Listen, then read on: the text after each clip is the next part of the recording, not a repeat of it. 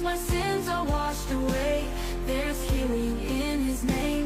There's power in His blood at the cross of Jesus. ನಾವು ಮಾಡಿದ ಎಲ್ಲಾ ಪಾಪಕ್ಕೋಸ್ಕರ ನಿಜವಾಗಲೂ ನೋಡಬೇಕೆಂದಿದೆ.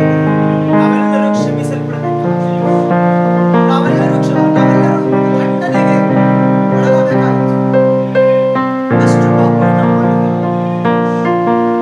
ದೇವರಿಂದ ಎಲ್ಲಾ ಪಾಪವನ್ನು ಕ್ಷಮಿಸಲು ಸಾಧ್ಯವೆಂದು ತೋರಿಸಿದಕ್ಕೋಸ್ಕರ ತನ್ನನ್ನೇ ತಾನಾಗಿ ಬಲಿಯಾಗಿ ಅರ್ಪಿಸಿಕೊಂಡು ಎಲ್ಲವನ್ನು ಕ್ಷಮಿಸಿದ್ದಾರೆ. ಯಾಕೆ ಗೊತ್ತಾ? ಆತನ ಮೇಲೆ ಕೃಪೆಯನ್ನು ತೋರಿಸಿದ್ದಾರೆ. ಆತನ ಪ್ರೀತಿಯನ್ನು ತೋರಿಸುವುದಕ್ಕೋಸ್ಕರ, ಆತನ ಲೋಕವನ್ನು ಎಷ್ಟಾಗಿ ಪ್ರೀತಿಸಲೆಂಬುದಾಗಿ ತೋರಿಸುವುದಕ್ಕೋಸ್ಕರ ತನ್ನನ್ನು ತಾನಾಗಿ ಬಲಿಯಾಗಿ ಕೊಟ್ಟು ನಮ್ಮನ್ನು ರಕ್ಷಣೆ ಮಾಡಿ ಆತನ ಒಂದು ವೇಳೆಯಲ್ಲೂ ರಕ್ಷಣೆ. ತಂದೆಯಾದ ದೇವರಪ್ಪ ನಿಮಗೆ ಸ್ತೋತ್ರಗಳು. ಪರಿಶುದ್ಧನೇ ಅಪ್ಪ ನಿಮಗೆ ಸ್ತೋತ್ರಗಳು. ಓ ಸ್ತೋತ್ರ ಸ್ತೋತ್ರ ಕರ್ತನೇ. ಓ நல்லவர் ஆண்டவரே உமக்கு நன்றி. ஹalleluya ಸ್ತೋತ್ರ ಕರ್ತನೇ.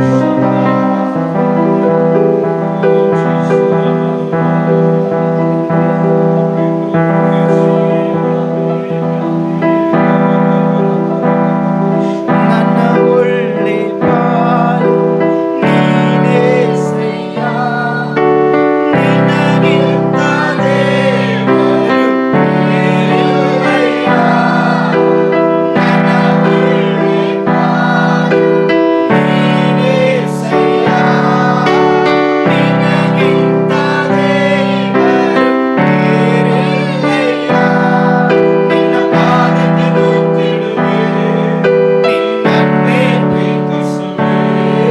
ನಿನ್ನ ಪಾದಕ್ಕೆ ನುಗ್ಗಿಡುವೆ, ನಿನ್ನನ್ನೇ ಪ್ರೀತಿಸುವೆ. ಜೀವನವೆಲ್ಲ ನಿನಗಾಗಿ ಹಾಡಿ ಹೊಗಳುವೆ.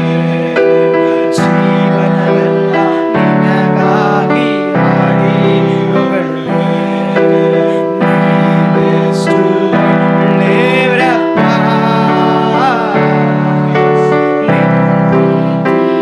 ಹೇಗೇಳಪ್ಪ. ನೀವೆಷ್ಟು ಒಳ್ಳೆಯವರಪ್ಪ, ಪ್ರೀತಿ ಹೇಗೇಳಪ್ಪ. ಈ ಹಾಡು ನಿನಗಾಗಿಯೇ. ಯೇಸು,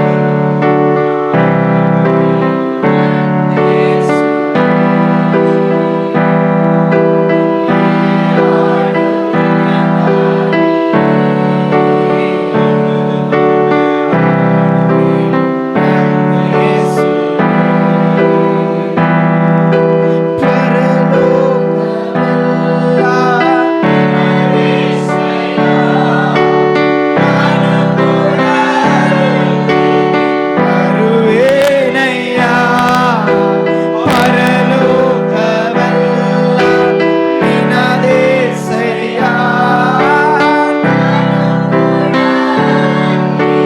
ಬರುವೇನಯ್ಯ. ನೀ ಬೇಗನೆ ಬರುವೆ, ಕೈ ಹಿಡಿದು ಕರೆದಿರುವೆ.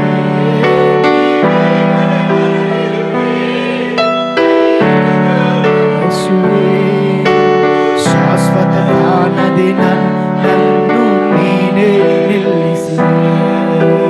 ಶಾಶ್ವತ ಸ್ಥಾನದಿ ನನ್ನನ್ನು ನೀನೇ ನಿಲ್ಲಿಸಿದೆ.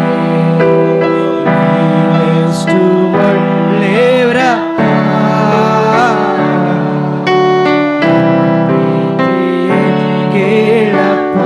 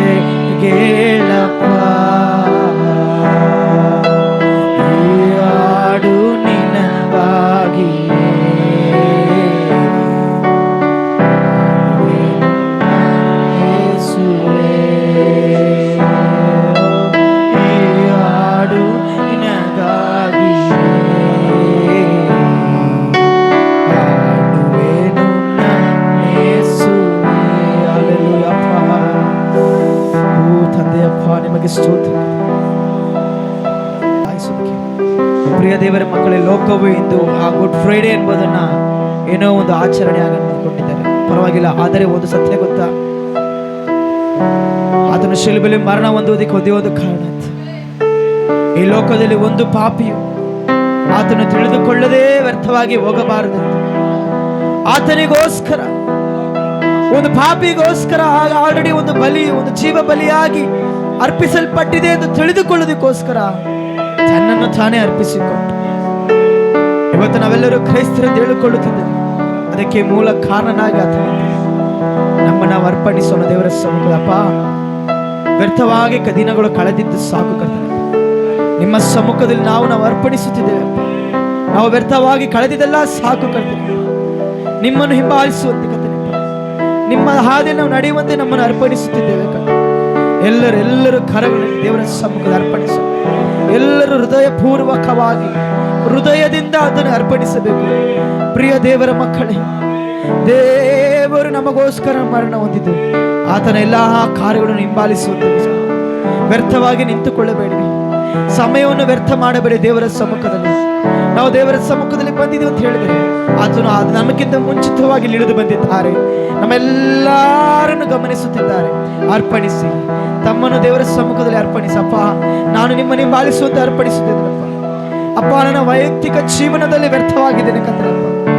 ಅಪ್ಪ, ಸಭೆಯ ಕಾರ್ಯದಲ್ಲಿ ಎಲ್ಲವೂ ಕಳೆದೋಗಿದೆ ಕರ್ತನಪ್ಪ. ಪುನಃ ನಿಮ್ಮಲ್ಲಿ ಅರ್ಪಣಿಸುತ್ತಿದ್ದೇನೆ ಕರ್ತನಪ್ಪ. ಇನ್ನು ನಾನು ವ್ಯರ್ಥವಾಗಿ ಬದುಕಬಾರದು ಕರ್ತನಪ್ಪ. ನಿಮಗೆ ಅಪ್ಪ ಒಂದು ಪಾತ್ರೆ ಉಳ್ಳರಾಗಿ ಬದುಕಬೇಕಪ್ಪ. ಪಡಿಸುವಂತೆ, ಉನ್ನತವಾದ ಆರಾಧನೆ ಸಲ್ಲಿಸುವಂತೆ ನೀವು ಕೊಟ್ಟದಕ್ಕೆ ಬೆಳಗಾಗಿ ಸ್ತೋತ್ರ ಕರ್ತನಪ್ಪ.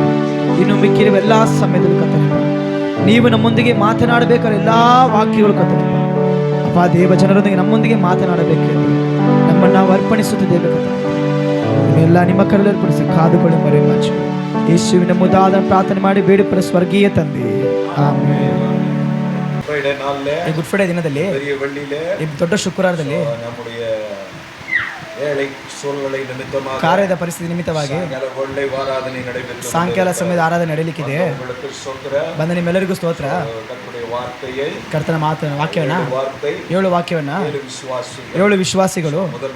ಮೊದಲನೇ ಮಾತು ಸಹೋದರ ಪೌಲು, ಎರಡನೇದು ಬ್ರದರ್ ಡೇವಿಡ್, ಮೂರನೇದು ಪಾಸ್ಟಮ್ಮ, ನಾಲ್ಕನೇದು ಸಿಸ್ಟರ್ ರಾಣಿ, ಐದನೇದು ಬ್ರದರ್ ಕೃಷ್ಣ ಅವರು, 6 ಸಿಸ್ಟರ್ ಭಾಗ್ಯ ಅವರು, 7ನೇದು ಸಿಸ್ಟರ್ ಮೆರ್ಸಿ ಅವರು.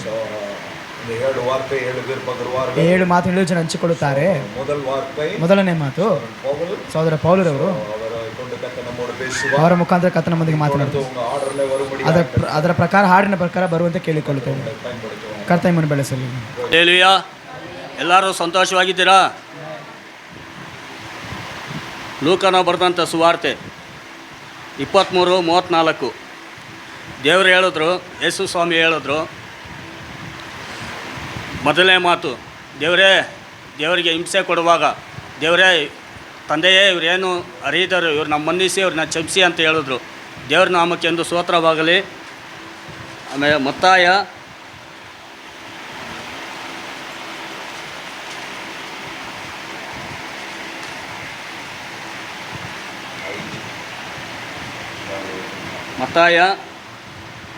5:44 ನಿಮಗೆ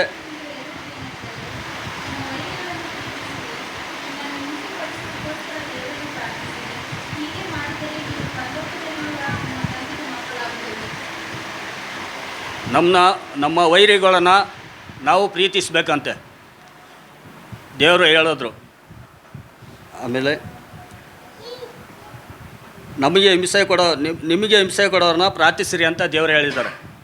ದೇವರು ಕೋಟಿ ಸ್ತೋತ್ರವಾಗಲಿ. ದೇವರು 2 ವಾಕ್ಯವನ್ನು ಕೊಟ್ಟಿದ್ದಕ್ಕಾಗಿ ದೇವರು ಕೋಟಿ ಸ್ತೋತ್ರವಾಗಲಿ. ಅಷ್ಟೇ ಒಂದು ಹಾಡ. ನಡುಗುವಂಥ ಕಾಲ್ಗಳ ಕಂಡೇ, ಕಣ್ಗಳು ಕಣ್ಣೀರಿನ ಬುಗೆಯಾದವಯ್ಯ. ನಡುಗುವಂಥ ಕಾಲ್ಗಳ ಕಂಡೇ, ಕಣ್ಗಳು ಕಣ್ಣೀರಿನ ಬುಗೆಯಾದವಯ್ಯ. ನನ್ನ ಯೋಚಿಸಿದೆ, ನನ್ನ ಪ್ರೀತಿಸಿದೆ, ನನಗಾಗಿ ಜೀವ ನೀಡಿದೆ. ನನ್ನ ಯೋಚಿಸಿದೆ, ನನ್ನ ಪ್ರೀತಿಸಿದೆ, ನನಗಾಗಿ ಜೀವ ನೀಡಿದೆ. ನಡುಗುವಂತ ಕಾಲ್ಗಳ ಕಂಡೆ, ಕಣ್ಗಳು ಕಣ್ಣೀರಿನ ಬುಗೆಯಾದವಯ್ಯ. ಭಾರವಾದ ಶಿಲುಬೆಯನ್ನು ಕೆಳಗಿಳಿಸಲಿಲ್ಲ, ಚೂಪಾದ ಮಳೆಗಳನ್ನ ಬೇಡವೆನಲಿಲ್ಲ. ಭಾರವಾದ ಶಿಲುಬೆಯನ್ನು ಕೆಳಗಿಳಿಸಲಿಲ್ಲ, ಚೂಪಾದ ಮಳೆಗಳನ್ನ ಬೇಡವೆನಲಿಲ್ಲ. ನನ್ನ ಯೋಚಿಸಿದೆ, ನನ್ನ ಪ್ರೀತಿಸಿದೆ, ನನಗಾಗಿ ಜೀವ ನೀಡಿದೆ. ನನ್ನ ಯೋಚಿಸಿದೆ, ನನ್ನ ಪ್ರೀತಿಸಿದೆ, ನನಗಾಗಿ ಜೀವ ನೀಡಿದೆ. ನಡುಗುವಂತ ಕಾಲ್ಗಳ ಕಂಡೆ, ಕಣ್ಗಳು ಕಣ್ಣೀರಿನ ಬುಗೆಯಾದವಯ್ಯ. ನಡುಗುವಂತ ಕಾಲ್ಗಳ ಕಂಡೆ, ಕಣ್ಗಳು ಕಣ್ಣೀರಿನ ಬುಗೆಯಾದವಯ್ಯ. ರಕ್ತ ಸುರಿಸಿ ಬಾಧೆ ಪಡಲು ಹಿಂಜರಲಿಲ್ಲ, ಮರಣದ ಸಮಯದಲ್ಲೂ ನನ್ನ ಮರೆಯಲಿಲ್ಲ. ರಕ್ತ ಸುರಿಸಿ ಬಾಧೆ ಪಡಲು ಹಿಂಜರಲಿಲ್ಲ, ಮರಣದ ಸಮಯದಲ್ಲೂ ನನ್ನ ಮರೆಯಲಿಲ್ಲ. ನನ್ನ ಯೋಚಿಸಿದೆ, ನನ್ನ ಪ್ರೀತಿಸಿದೆ, ನನಗಾಗಿ ಜೀವ ನೀಡಿದೆ. ದೇವರ ಬಗ್ಗೆ ಸ್ತೋತ್ರವಾಗಲಿ. ದೇವರು ಎರಡನೇ ಮಾತನ್ನು ಮಾತಾಡ್ತಿರುವುದು ಲೂಕನು ಬರೆದ ಸುವಾರ್ತೆ ಪುಸ್ತಕ 23ನೇ ಅಧ್ಯಾಯ 43ನೇ ವಚನ. ಅದಕ್ಕೆ ಯೇಸು, ಇವತ್ತು ನನ್ನ ಸಂಗಡ ಪರದೇಶಿನಲ್ಲಿರುವೆ ಎಂದು ನಿನಗೆ ಸತ್ಯವಾಗಿ ಹೇಳುತ್ತೇನೆ ಎಂದು ಉತ್ತರ ಕೊಟ್ಟನು. ಈ ವಿಷಯ ನಾವು ಗಮನಿಸುವುದಾದರೆ, ಈ ವಿಷಯ ಎಲ್ಲಿಂದ ಯೇಸು ಈ ಮಾತನ್ನು ಎಲ್ಲಿ ಮಾತಾಡುತ್ತಾರೆ ಎಂದು ನಾವು ಗಮನಿಸುವುದಾದರೆ 39ನೇ ವಾಕ್ಯ ಬರಬೇಕಾಗುತ್ತದೆ. 39ನೇ ವಾಕ್ಯದಿಂದ ನೋಡುವುದಾದರೆ, ತೂಕ ಹಾಕಿದ ಆ ದುಷ್ಕರ್ಮಿಗಳಲ್ಲಿ ಒಬ್ಬನು ಆತನನ್ನು ದೂಷಿಸಿ, ನೀನು ಬರಬೇಕಾದ ಕ್ರಿಸ್ತನಲ್ಲವೇ, ನಿನ್ನನ್ನು ರಕ್ಷಿಸಿಕೋ, ನಮ್ಮನ್ನು ರಕ್ಷಿಸು ಎಂದು ಹೇಳಿದ್ದಕ್ಕೆ ಎರಡನೆಯವನು ಅವನನ್ನು ಗದರಿಸಿ, ನೀನು ಇದೇ ದಂಡನೆಯಲ್ಲಿರುವಾಗಲೂ ದೇವರಿಗೆ ಹೆದರುವುದಿಲ್ಲವೋ? ನಾವಂತೂ ನ್ಯಾಯವಾಗಿ ದಂಡನೆಯಲ್ಲಿದ್ದೇವೆ, ನಾವು ಮಾಡಿದ್ದಕ್ಕೆ ತಕ್ಕ ಪ್ರತಿಫಲವನ್ನು ಹೊಂದುತ್ತಾ ಇದ್ದೇವೆ. ಈತನಾದರೂ ಅಲ್ಲದೇನೂ ಮಾಡಲಿಲ್ಲ ಎಂದು ಹೇಳಿ, ಯೇಸುವೇ, ನೀನು ನನ್ನ ರಾಜ್ಯವನ್ನು ಪಡೆದವನಾಗಿ ಬರುವಾಗ ನನ್ನನ್ನು ನೆನೆಸಿಕೊ ಅಂದನು. ಇಲ್ಲಿ ಇಬ್ಬರು ಕಳ್ಳರು ಯೇಸು ಪಕ್ಕದಲ್ಲಿ ಶಿಲುಬೆಯಲ್ಲಿ ಹಾಕಲ್ಪಟ್ಟಿದ್ದಾರೆ. ಅದರಲ್ಲಿ ಒಬ್ಬ ಯೇಸುಗೆ ಹೀಯಾಳಿಸ್ತಾನೆ. ಯೇಸುಗೆ ನೀನು ನಮ್ಮ ಥರನೇ ಹಂಗಿಂಗೆ ಅಂತ ಹೇಳ್ತಿದ್ದಾನೆ. ನಾವು ಅದು ತಪ್ಪು ಮಾಡಿದ್ದೀವಿ, ಯೇಸು ನೀವೇನು ಮಾಡಿಲ್ಲ, ಆದರೂ ನಿಮ್ಮನ್ನು ಗಲ್ಲಿಗೆ ಆಡಿಸ್ತಿದ್ದಾರೆ ಹಂಗಿಂಗೆ ಅಂತ ಹೇಳಿದಾಗ ಮತ್ತೆ ಅವನು ಹೇಳ್ತಾನೆ, ಯೇಸುವೆ, ನೀವು ಬರುವಂಥ ಸಮಯದಲ್ಲಿ ನನ್ನನ್ನು ನಾನು ಎತ್ತಲ್ಪಡುವಂತೆ ಮಾಡಿ ಅಂತ ಹೇಳುವಾಗ ಯೇಸು ಅದಕ್ಕೆ ಮಾತನ್ನು ಹೇಳುತ್ತಾರೆ, ನಾನು ಬರುವಂಥ ಸಮಯದಲ್ಲಿ ನಾನು ಪರದೇಶದಲ್ಲಿ ನೀನು ಇರುವೆ ಅಂತ ಹೇಳ್ತಾರೆ. ಅದಕ್ಕೆ ದೇವಕ್ಕೆ ಸ್ತೋತ್ರ. ಸಾಯಲು ನೀತಿಗೆ ಜೀವಿಸಲು, ಪಾಪಕ್ಕೆ ಸಾಯಲು ನೀತಿಗೆ ಜೀವಿಸಲು, ನಿಂದಿವ್ಯ ಶರೀರದಿ ನನ್ನ ಪಾಪ ಹೊತ್ತಿರುವೆ, ನಿಂದಿವ್ಯ ಶರೀರದಿ ನನ್ನ ಪಾಪ ಹೊತ್ತಿರುವೆ, ಒಪ್ಪಿಸಿ ಕೊಟ್ಟಿರುವೆ ನಿನ್ನನೆ ನನಗಾಗಿ, ಒಪ್ಪಿಸಿ ಕೊಟ್ಟಿರುವೆ ನಿನ್ನನೆ ನನಗಾಗಿ. ಲೋಕದ ರಕ್ಷಕನೇ ಉನ್ನತ ಬಲಿಯಾಗಿ, ಲೋಕದ ರಕ್ಷಕನೇ ಉನ್ನತ ಬಲಿಯಾಗಿ. ಹಲ್ಲೆಲೂಯಾ. ಇವತ್ತು ದೊಡ್ಡ ಶುಕ್ರವಾರವಾಗಿದೆ. ಇವತ್ತು ಆ ಯೇಸು ಸ್ವಾಮಿಯನ್ನು ನಾವು ನೆನೆಸುವಂಥ ದುಃಖಕರವಾಗಿದೆ. ಹಲ್ಲೆಲೂಯಾ. ಅದನ್ನು ಪರವಾಗಿ ಯೋನನು ಬರೆದ ಸುವಾರ್ತೆ 19ನೇ ಅಧ್ಯಾಯದ 26-27ನೇ ವಾಕ್ಯವನ್ನು ನಾವು ಓದೋಣ. ಯೇಸು ತನ್ನ ತಾಯಿಯನ್ನು ಹತ್ತಿರ ನಿಂತಿದ್ದ ತನ್ನ ಪ್ರೀತಿಯ ಶಿಷ್ಯನನ್ನು ನೋಡಿ ತಾಯಿಗೆ, ಅಮ್ಮ, ಇಗೋ ನಿನ್ನ ಮಗನು ಎಂದು ಹೇಳಿದನು. ತರುವಾಯ ಆ ಶಿಷ್ಯನು, ಇಗೋ ನಿನ್ನ ತಾಯಿ ಎಂದು ಹೇಳಿದನು. ಆ ಹೊತ್ತಿನಿಂದ ಆ ಶಿಷ್ಯನು ಆಕೆಯನ್ನು ತನ್ನ ಮನೆಯಲ್ಲಿಯೇ ಇರಿಸಿದನು. ಹಲ್ಲೆಲೂಯಾ. ನಾವು ಇಲ್ಲಿ ಯೇಸು ಕ್ರಿಸ್ತನನ್ನು ನಾವು ನೋಡುವಾಗ ಹಲ್ಲೆಲೂಯಾ ಅವರ ತಾಯಿಯ ಮಗನ ಬಾಂಧವ್ಯವನ್ನು ನಾವು ನೋಡ್ತಿದ್ದೇವೆ. ಹಲ್ಲೆಲೂಯಾ. ಆದರೆ ತಾಯಿ ಎಷ್ಟು ಯೇಸು ಸ್ವಾಮಿಯನ್ನು ಪ್ರೀತಿಸ್ತಾ ಇದ್ದರು. ಹಲ್ಲೆಲೂಯಾ. ಯೇಸು ಅವರು ತಾಯಿ ಅಷ್ಟೊಂದು ಪ್ರೀತಿ ಮಮತೆಯಿಂದ ಆ ಯೇಸು ಸ್ವಾಮಿಯನ್ನು ನೋಡಿಕೊಳ್ತಾ ಇದ್ದರು. ಹಲ್ಲೆಲೂಯಾ. ಯೇಸು ಹಲ್ಲೆಲೂಯಾ ಆ ಶಿಲುಬೆಯನ್ನು ಏರುವ ಸಮಯದಲ್ಲೂ ಕೂಡ ಹಲ್ಲೆಲೂಯಾ ತಾಯಿ ಅಳುವುದನ್ನು ಅವರು ನೋಡ್ತಾರೆ. ಹಲ್ಲೆಲೂಯಾ.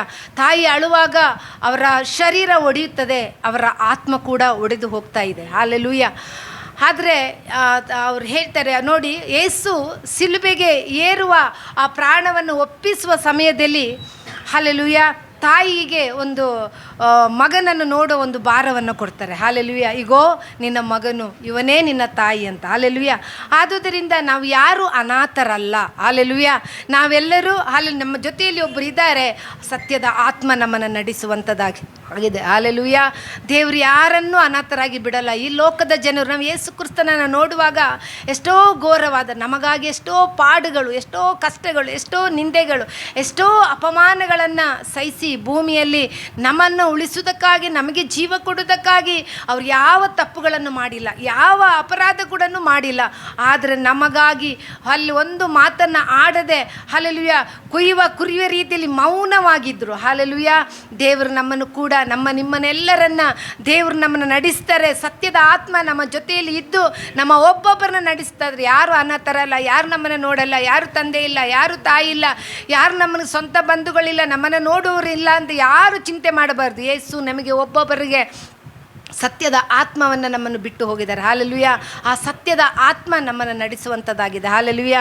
ಈ ದೇವರ ವಾಕ್ಯವನ್ನು ಮಾತನಾಡಲು ದೇವರು ನಮ್ಮನ್ನು ನಿಲ್ಲಿಸಿದಲು. ಅವರ ಪಾಡುಗಳು, ಅವರ ಕಷ್ಟಗಳನ್ನು ನಾವು ಅನುಭವಿಸುತ್ತಾ ಅನೇಕರಿಗಾಗಿ ನಾವು ಒಡಕಿನಲ್ಲಿ ನಿಂತು ಪ್ರಾರ್ಥನೆ ಮಾಡುವಂತೆ ಹಲ್ಲೆಲೂಯಾ ನಮ್ಮ ಪ್ರೀತಿ, ಪ್ರೇಮ, ಸಂತೋಷ, ಸಮಾಧಾನವನ್ನು ನಾವು ಯೇಸು ಯಾವ ರೀತಿ ನಡೆದ್ರೋ, ಯೇಸು ಏನು ಮಾಡಿದರೋ ಅವರನ್ನು ಹಿಂಬಾಲಿಸಿ ನಾವು ಹೋಗೋದಾದರೆ ಖಂಡಿತವಾಗಿ ದೇವರು ನಮ್ಮನ್ನು ಅನಾಥರಾಗಿ ಬಿಟ್ಟು ಬಿಡೋದಿಲ್ಲ, ನಮ್ಮನ್ನು ಕೊನೆ ತನಕ ನಡೆಸುವಂಥ ದೇವರಾಗಿದ್ದಾರೆ. ಹಲ್ಲೆಲೂಯಾ. ಈ ವಾಕ್ಯವನ್ನು ಕೊಟ್ಟು ನಮ್ಮನ್ನು ನಡೆಸಿದಂಥ ದೇವರಿಗಾಗಿ ನಾನು ಕೋಟಿ ಸ್ತೋತ್ರವನ್ನು ಸಲ್ಲಿಸ್ತೇನೆ. ಹಲ್ಲೆಲೂಯಾ.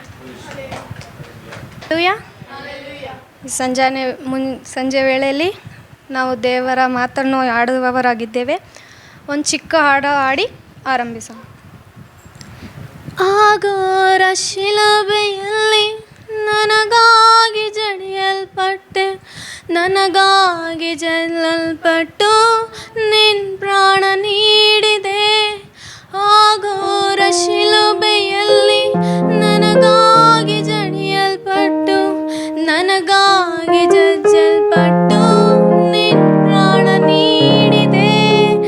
ಎಷ್ಟೊಂದು ಮಮತೆಯನ್ನು ನನ್ನ ಮೇಲೆ ತೋರಿದೆ, ದಿನವೆಲ್ಲ ನಿನ್ನಯ ಪ್ರೀತಿಯ ಹೊಗಳುವೆನು. ಎಷ್ಟೊಂದು ಮಮತೆಯನ್ನು ನನ್ನ ಮೇಲೆ ತೋರಿದೆ, ದಿನವೆಲ್ಲ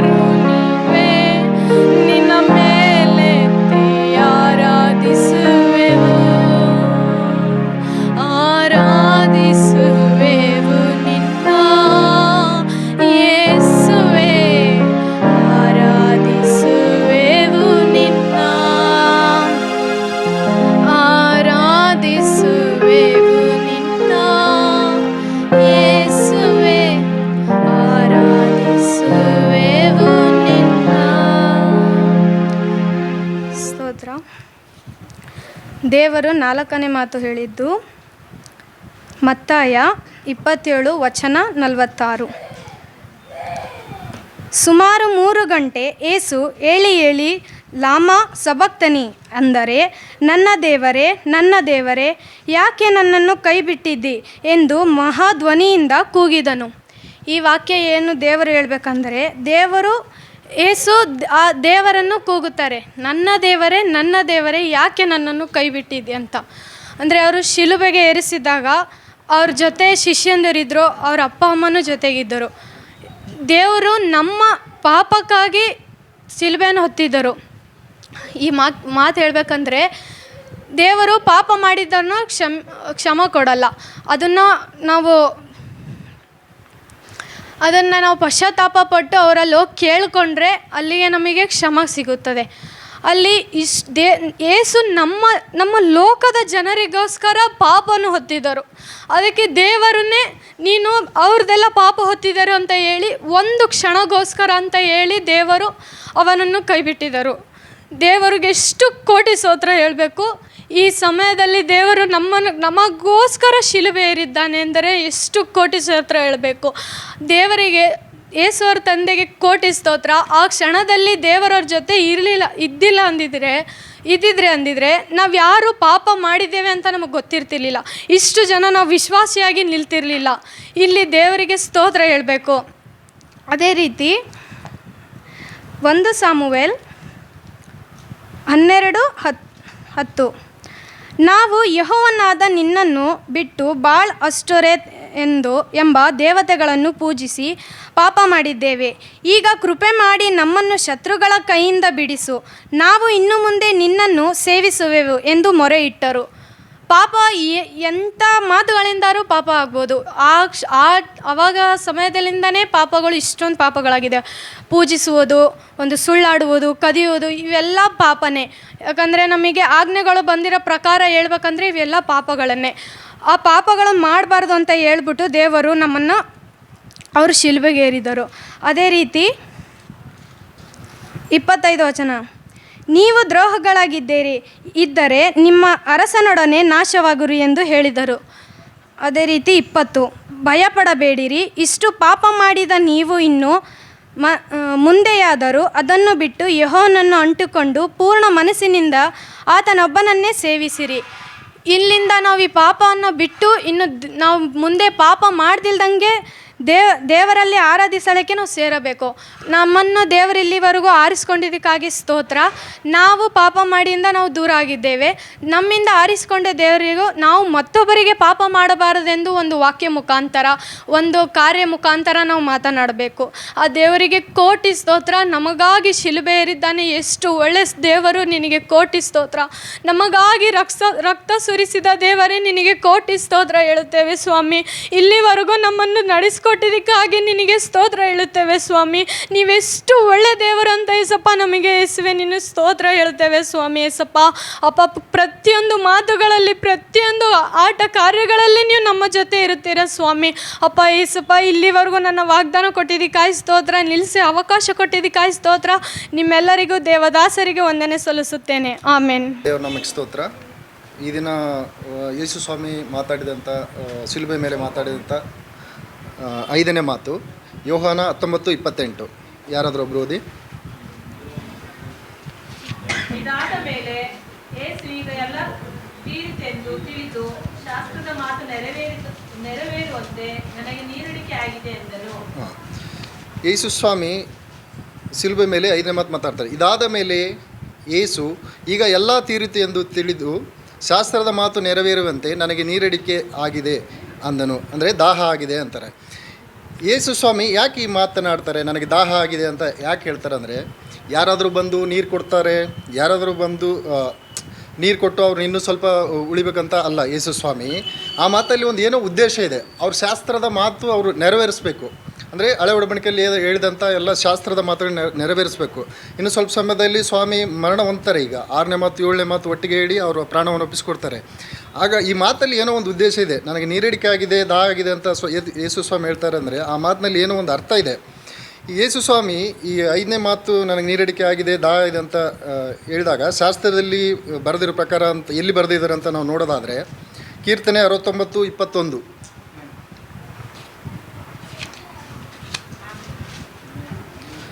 ನನಗೆ ಉಣ್ಣುವುದಕ್ಕೆ ಕಹಿಯಾದ ವಸ್ತುವನ್ನು ಬಾಯಾರಿದಾಗ ಹುಳಿ ದ್ರಾಕ್ಷಾರಸವನ್ನು ಕೊಟ್ಟರು. ಹಂಗೆ ಇನ್ನೊಂದು ವಚನ ಇದೆ, ಕೀರ್ತನೆ 22:15. ನನ್ನ ಶಕ್ತಿಯು ಬೋಕಿಯ ಹಾಗೆ ಒಣಗಿ ಹೋಗಿದೆ, ನನ್ನ ನಾಲಿಗೆ ಅಂಗಳಕ್ಕೆ ಹತ್ತಿ ಹೋಗಿದೆ. ಯೇಸು ಸ್ವಾಮಿ ನೀರಡಿಕೆ ಆಗಿದೆ, ಆಗಿದೆ ಅನ್ನೋದರಲ್ಲಿ ಆಶ್ಚರ್ಯ ಏನಲ್ಲ. ಏಕೆಂದರೆ ಗೆತ್ಸೆಮನೆ ತೋಟದಲ್ಲಿ ಹಿಡ್ದಾಗಿನಿಂದ ಹಿಡ್ಕೊಂಡು ತೀರ್ಪಿಗೋಸ್ಕರ ತಿರುಗಾಡಿದಾಗ, ಶಿಲುಬೆ ಮೇಲೆ ಮರಣ ಅಂತ ತೀರ್ಪು ಆದಾಗಿನಿಂದ ಭುಜದ ಮೇಲೆ ಶಿಲುಬೆ ಹೊತ್ಕೊಂಡು ಯೆರೂಸಲೇಮಿನಲ್ಲಿ ಬೀದಿ ಬೀದಿ ತಿರುಗಿ ಗೋಲ್ಗತ ಬೆಟ್ಟದಲ್ಲಿ ಶಿಲುಬೆ ಹಾಕ್ತಾರೆ. ಆಗ ಹೆಚ್ಚು ಕಡಿಮೆ ಅದೆಲ್ಲ ಶಿಲುಬೆಗೆ ಹಾಕಿ ಈ ಮಾತು ಹೇಳ್ಬೇಕಾದ್ರೆ ಯೇಸು ಸ್ವಾಮಿಗೆ ನಿಯರ್ 5 to 6 hours ಡಿಫ್ರೆನ್ಸ್ ಇದ್ದೇ ಇರುತ್ತೆ. ಅವರು ಎರಡೂ ಕೈಯನ್ನು ಕಟ್ಟಿ ಅಗಲ ಮಾಡಿ ಶಿಲುಬೆಗೆ ಹಾಕಿರ್ತಾರೆ. ಅಗಲ ಮಾಡಿ ಶಿಲ್ಪೆಗೆ ಅಷ್ಟೊಂದು ಚಾನ್ಸೇ ಇರಲ್ಲ. ಏನಕ್ಕೆಂದರೆ ಯಾರಿಗಾದರೂ ಕಷ್ಟ ಆಗಿತ್ತು. ಈಗ ನಾರ್ಮಲ್ ನಾವು ಮನುಷ್ಯರು ಎರಡು ಕೈ ಈ ಥರ ಅಗಲ ಮಾಡಿ ಸ್ವಲ್ಪ ಹೊತ್ತು ನಿಂತ್ಕೊಂಡ್ರೆ, ಈ ಒಂದು ಅರ್ಧ ಗಂಟೆ ನಿಂತ್ಕೊಳ್ಳಿ ನೀವು ನೋಡಿದ್ರೆ ಆ ಉಸಿರಾಟ ಪ್ರಾಬ್ಲಮ್ ಬಂದೇ ಬರುತ್ತೆ. ಸೊ ಅಂಥದ್ರಲ್ಲಿ ಸ್ವಾಮಿ ಅದೆಲ್ಲ ಎರಡು ಕೈನ ಅವರು ಶಿಲುಬೆಗೆ ಅಂದರೆ ಮೊಳೆ ಹೊಡೆದು 39 ಕೊರಡೆಗೇಟು ಹೊಡೆಸ್ಕೋತಾರೆ. 39 ಕೊರಡೆ ಒಂದೊಂದು ಕೊರಡೆ ಅಂದರೆ ನಿಮಗೆಲ್ಲ ಗೊತ್ತು ಅನಿಸುತ್ತೆ ಕೊರಡೆ ಯಾವ ಥರ ಇರುತ್ತಂತೆ. ಒಂದೊಂದು ಕೊರಡೆ ಹೊಡಿಬೇಕಾದ್ರೆ ಕೆಲವೊಂದು ನಾನು ವೀಡಿಯೋದಲ್ಲಿ ನೋಡಿದ್ದೀನಿ ಆ ಕೊರಡೆ ಏಟಿನ ಬಗ್ಗೆ. ಆ ಕೊರಡೆ ಹೊಡಿಯುವಾಗ ಅದ್ರ ಕಿರಿಸ್ತಾರಲ್ಲ, ಆ ಕಿರ್ಚೋದಕ್ಕೆ ಕೆಲವೊಬ್ಬರು ಹಾರ್ಟ್ ಅಟ್ಯಾಕ್ ಆಗಿ ಸತ್ತವರು ಉಂಟು. ಅಂಥ ಏಟುಗಳನ್ನ ಯೇಸು ಸ್ವಾಮಿ ತಡ್ಕೊಂಡು ಯಾರಿಗೋಸ್ಕರ ತಡ್ಕೊಂಡಿದ್ದಾರೆ? ನಮಗೋಸ್ಕರ. ಸೊ ಆ ಥರ ಏಟುಗಳನ್ನ ತಡ್ಕೊಂಡು ಮುಳ್ಳಿನ ಕಿರೀಟ ಇಟ್ಕೊಂಡಿದ್ದಾರೆ ಏಸಪ್ಪ. ಆ ರಕ್ತ ಹರಿತಾ ಇರುತ್ತೆ. ಸೊ ಅದೆಲ್ಲ ಮಾಡಬೇಕಾದ್ರೆ ಆ ಕೊರಟೆ ಏಟು ಅಷ್ಟೊಂದು ಭಯಂಕರವಾದ ಕೊರಟೆ ಏಟನ್ನು ತಿಂದು ಯೇಸು ಸ್ವಾಮಿ ತಡ್ಕೊಂಡಿದ್ದಾರೆ ಅಂದರೆ ನಮಗೋಸ್ಕರ. ಅದರಿಂದ ಏನೋ ಒಂದು ಉದ್ದೇಶ ಇದೆ. ಯೇಸು ಸ್ವಾಮಿ ಆ ಮಾತನ್ನು ಏನು ಹೇಳ್ತಾನೆ, ಯಾರಿಗೋಸ್ಕರ ಆಶೆ ಅಭಿಲಾಷೆ ಇಟ್ಕೊಂಡಿದ್ದಾರೆ ಏಸಪ್ಪ, ಯಾರಿಗೋಸ್ಕರ ಆ ದಾಹ ಅಂತ ಹೇಳ್ತಾ ಇದ್ದಾರೆ. ದಾಹ ಅಂದರೆ ಏನು? ಒಂದು ಫುಲ್ಫಿಲ್ ಅಂದರೆ ನಮಗೇನು ನೀರು ಕುಡಿದಾಗ ನಾವು ಯಾವ ಥರ ಕುಡಿದಾಗ ಒಂದು ಸಮಾಧಾನ ಆಗುತ್ತೆ ನೋಡಿ, ನೀರು ಕುಡ್ದು ಆ ಥರ ಒಂದು ಫುಲ್ಫಿಲ್ಮೆಂಟ್ ಬೇಕು ಏಸಪ್ಪಗೆ. ಸೊ ಆ ದಾಹ ಅಂತ ಹೇಳ್ತಾ ಇದ್ದಾರೆ. ಅಂದರೆ ಸತ್ಯದಲ್ಲಿ ಅಳವಡಿಕೆ ನಾವು ನೋಡಿದಾಗ ದೇವರು ಮೋಶೆಗೆ ಹೇಳ್ತಾರೆ, ಅಂಥ ಬಂಡೆಯನ್ನು ಹೊಡೆದಾಗ ನೀರು ಕೊಟ್ಟಂಥ ದೇವರು ಇಲ್ಲಿ ತನಗೋಸ್ಕರ ತಾನು ನೀರು ತಗೊಳ್ಳೋಕ್ಕಾಗಲ್ವಾ ಹೇಳಿ? ಹಂಗೆ ಈ ಹೊಸ ಒಡಂಬಡಿಕೆಯಲ್ಲೂ ಏಸಪ್ಪ ಹೇಳ್ತಾರೆ, ಇಲ್ಲಿ ಯೋಹಾನ 4:14 ಹೇಳ್ತಾರೆ, ನಾನು ಕೊಡುವ ನೀರನ್ನು ಕುಡಿಯುವನಿಗೆ ಎಂದಿಗೂ ನೀರಡಿಕೆ ಆಗೋದಿಲ್ಲ ಅಂತ. ಸೊ ಆಮೇಲೆ ಯೋಹಾನ 7:37-38 ಹೇಳ್ತಾರೆ. ಯಾರಾದರೂ ಓದಿದ್ರೆ ತೆಗೆದಿದ್ರೆ ಯೋಹಾನ 7:37-38. ಆ ಜಾತ್ರೆಯ ಮಹಾದಿವಸದ ಕಡೆಯ ದಿನದಲ್ಲಿ ಯೇಸು ನಿಂತುಕೊಂಡು, ಯಾವನಿಗಾದರೂ ನೀರಡಿಕೆ ಆದರೆ ಅವನನ್ನ ಬಳಿಗೆ ಬಂದು ಕುಡಿಯಲಿ. ನನ್ನನ್ನು ನಂಬಿದವನ ಹೊಟ್ಟೆಯೊಳಗಿಂದ ಶಾಸ್ತ್ರದಲ್ಲಿ ಹೇಳಿರುವ ಪ್ರಕಾರ ಜೀವಕರವಾದ ನೀರಿನ ಹೊಳೆಗಳು ಹರಿಯುವವು ಎಂದು ಕೂಗಿ ಹೇಳಿದನು. ಇನ್ನೊಂದು ಇದೆ, ನಿಮ್ಮಲ್ಲಿ ಯಾರಾದರೂ ದಾಹ ಇದ್ದರೆ ನನ್ನ ಬಳಿಗೆ ಬನ್ನಿರಿ, ನಾನು ನಿಮ್ಮ ದಾಹವನ್ನು ತೀರಿಸ್ತೀನಿ ಅಂತಾರೆ ಅಂತ ಹೇಳ್ತಾರೆ. ಏಸಪ್ಪ ಈ ಥರ ದಾಹ ಆಗಿದೆ ಅಂತ ಸ್ವಾಮಿ ಯಾಕೆ ಹೇಳ್ತಾ ಇದ್ದಾರೆ ಅದನ್ನು ನಾವು ಅರ್ಥ ಮಾಡಬೇಕು. ನಶಿಸಿ ಹೋಗುವ ಆತ್ಮಗಳನ್ನು ರಕ್ಷಿಸುವುದಕ್ಕೆ ಸ್ವಾಮಿಗೆ ದಾಹ ಇದೆ ಅಂತ ಅವರಲ್ಲೇ ಒಂದು ಅಷ್ಟೊಂದು ಆ ನಶಿಸಿ ಹೋಗೋ ಆತ್ಮಗಳನ್ನು ರಕ್ಷಿಸೋಕ್ಕೆ ಆ ಶ್ರಮ, ಆ ವೇದನೆ, ಆ ಕಷ್ಟ ನಮಗೋಸ್ಕರ ಅನುಭವಿಸ್ತಾ ಇದ್ದಾರೆ ಯೇಸು ಸ್ವಾಮಿ. ಏಸಪ್ಪ ಇಲ್ಲಿ ಶಿಲುಬೆಯನ್ನೇ ಯಾಕೆ ಹೊಂದಬೇಕು, ಏನು ಕಾರಣಕ್ಕೆ ಹೊಂದಬೇಕು ಅಂತ ನೋಡೋದಾದರೆ, ಚೆದರಿ ಹೋಗಿರುವ ಆತ್ಮಗಳನ್ನು ಹಿಂತಿರುಗಿ ರಕ್ಷಣೆಯಲ್ಲಿ ಬರೋದಕ್ಕೆ, ನೆಕ್ಸ್ಟ್ ಆತನ ಮಕ್ಕಳಾಗೋದಕ್ಕೆ, ನಾವು ಆತನ ಪ್ರತಿನಿಧಿಗಳನ್ನಾಗಿ ನಾವು ಬದುಕೋದಕ್ಕೆ, ಈ ಲೋಕದಲ್ಲಿ ಆತನ ಪರಲೋಕಕ್ಕೂ ಈ ಲೋಕಕ್ಕೂ ನಾವು ಪ್ರತಿನಿಧಿಗಳಾಗಿ ಬದುಕೋದಕ್ಕೆ, ನಮ್ಮೆಲ್ಲರ ಪಾಪಗಳನ್ನು ಅಳಿಸಿ ರಕ್ಷಣಾ ಮಾರ್ಗದಲ್ಲಿ ನಮ್ಮ ನಡೆಸ್ತಾರೆ ಏಸಪ್ಪ. ಅದೊಂದೇ ಕಾರಣಕ್ಕೆ ಎಲ್ಲರೂ ಏಸಪ್ಪ ನಮಗೋಸ್ಕರ ಅಷ್ಟೊಂದು ಕಷ್ಟ ವೇದನೆ ಅನುಭವಿಸ್ತಾ ಇದ್ದಾರೆ. ಆತನ ಆಶೆ ಹಾಗಾದರೆ ಏನು? ಆತನ ಕೋರಿಕೆ ಏನು? ರಕ್ಷಣೆ ಇಲ್ಲದವರನ್ನು ರಕ್ಷಣೆಗೆ ಹೊಂದಬೇಕು, ರಕ್ಷಣೆ ಇರುವವರು ಇನ್ನೂ ರಕ್ಷಣೆಯಲ್ಲಿ ಬೆಳಿಬೇಕು ಅಂತ ಆತನ ಚಿತ್ತ.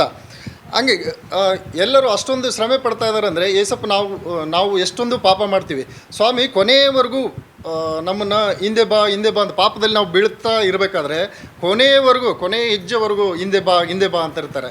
ನಾವೇನಿನ್ನು ನಮ್ಮ ಕೈ ಹಿಡ್ಕೊಂಡೇ ಬರ್ತಾ ಇರ್ತಾರೆ ಏಸಪ್ಪ. ಅಲ್ಲಿವರೆಗೂ ನಾವೇನಿನ್ನು ಪಾಪಕ್ಕೆ ನಾವು ಆತನ ಮಾತು ಕೇಳ್ದೇನೆ ಇಲ್ಲ ನಾವು ಅದಕ್ಕೆ ಹೋಗ್ತೀವಿ ಅಂತಂದರೆ ಕೊನೆಯವರೆಗೂ ಬರ್ತಾರೆ. ಇನ್ನೇನು ಒಂದು ಹೆಜ್ಜೆ ಇಟ್ಟರೆ ಪರಲೋಕ ಇರುತ್ತೆ. ನಾವು ಅಲ್ಲಿವರೆಗೂ ಪಾಪ ಮಾಡ್ತಾನೇ ಇರ್ತೀವಿ. ಆತನ ಮಾತು ಕೇಳಿ ನಾವು ಹಿಂದೆ ತಿರುಗಿದ್ರೆ ನಾವು ನಮ್ಮನ್ನು ಕೈ ಹಿಡಿದು ನಡೆಸ್ತಾರೆ ಏಸಪ್ಪ. ಇಲ್ಲ ನಾವು ಹಂಗೆ ಹೋಗ್ತೀವಿ ಅಂದರೆ ಅಲ್ಲಿ ಕೈ ಬಿಡ್ತಾರೆ ಏಸಪ್ಪ. ಅದನ್ನಂತ ಅದು ಈ ಥರ ನೋಡೋದಾದರೆ ನಾವು ಆ ದಾಹ ಅಂತ ಏನಕ್ಕೆ ಹೇಳ್ತಾರೆ ಏಸಪ್ಪ. ಒಂದು ಉದಾಹರಣೆ ಇದೆ ಇದರಲ್ಲೇ ಬೈಬಲಲ್ಲಿ ಯೋಹಾನ 4ನೇ ಅಧ್ಯಾಯದಲ್ಲಿ ಸಮರ ಸ್ತ್ರೀ ಅಲ್ಲಿ ನೋಡುವಾಗ ಏಸಪ್ಪ ಅಲ್ಲಿ ಸಮರ ಸ್ತ್ರೀಗೆ ಹೋಗಿ ಏನು ಕೇಳ್ತಾರೆ, ನನಗೆ ದಾಹ ಆಗಿದೆ ನೀರು ಕೊಡಮ್ಮ ಅಂತ ಕೇಳ್ತಾರೆ. ಅಲ್ಲಿ ನೀರು ಕೊಡಮ್ಮ ಅಂತ ಕೇಳ್ತಾರೆ ಹೊರತು ಏಸಪ್ಪ ನೀರು ಕುಡಿತಾರ ಅಲ್ಲಿ? ಆ ದಾಹ ಅಂದರೆ ಏನು ಅಲ್ಲಿ ಅರ್ಥ? ಆ ಸ್ತ್ರೀಯ ಮನಸ್ಸು, ಆ ಹೃದಯ ಕೇಳ್ತಾ ಇದ್ದಾರೆ, ನಮ್ಮೆಲ್ಲರ ಹೃದಯವನ್ನು ಕೇಳ್ತಾ ಇದ್ದಾರೆ ಏಸಪ್ಪ.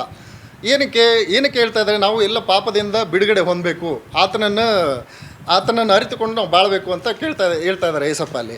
ಆ ಸ್ತ್ರೀ ರಕ್ಷಣೆ ಹೊಂದಿದ್ದಲ್ಲದೆ ಅಂದರೆ ಏಸಪ್ಪನ ಜೀವಜಲವನ್ನು ಕುಡಿದ್ಲು. ಆ ಸ್ತ್ರೀ ಜೀವಜಲವನ್ನು ಕುಡಿದು ತಾನು ಕುಡಿದಿದ್ದಲ್ಲದೆ ಆ ಊರೊಳಗೆ ಓಡ್ತಾ ಇದ್ದಾಳೆ. ಊರೊಳಗೆ ಓಡಿ ತಾನು ಕುಡಿದಿದ್ದಲ್ಲದೆ ಊರು ಜನನೆಲ್ಲ ಕರ್ಕೊಂಬರ್ತಾ ಇದ್ದಾಳೆ. ಹಾಗೆ ನಾವು ಮಾಡ್ತಾ ಇದ್ದೀವ ಅಂತ ನಮ್ಮನ್ನು ನಾವು ಪರೀಕ್ಷೆ ಮಾಡ್ಕೋಬೇಕು. ನಾವು ಆತನ ದಾಹ ಅಂತ ಶಿಲುಬೆ ಮೇಲೆ ಏನು ಕೇಳ್ತಾ ಇದ್ದಾರೆ ಏಸಪ್ಪ? ನಾವು ಆ ಸ್ತ್ರೀ ಕುಡಿದ ಹಾಗೆ ಜೀವಜಲವನ್ನು ನಾವು ಕುಡಿಬೇಕು. ಏಸಪ್ಪನ ಜೀವಜಲವನ್ನು ನಾವು ಕುಡಿಬೇಕು, ಇತರರಿಗೂ ನಾವು ಕುಡಿಸ್ಬೇಕು. ಅದು ಆಮೇನ್. ಹಾಗೆ ನಾವು ಏಸಪ್ಪ ಶಿಲುಬೆ ಮೇಲೆ ಅಷ್ಟು ಕಷ್ಟಪಟ್ಟು ನಮಗೋಸ್ಕರ ಶ್ರಮೆಪಟ್ಟು ಶಿಲುಬೆ ಮರಣವನ್ನು ಹೊಂದ್ತಾ ಇದ್ದಾರೆ. ಹಾಗೆ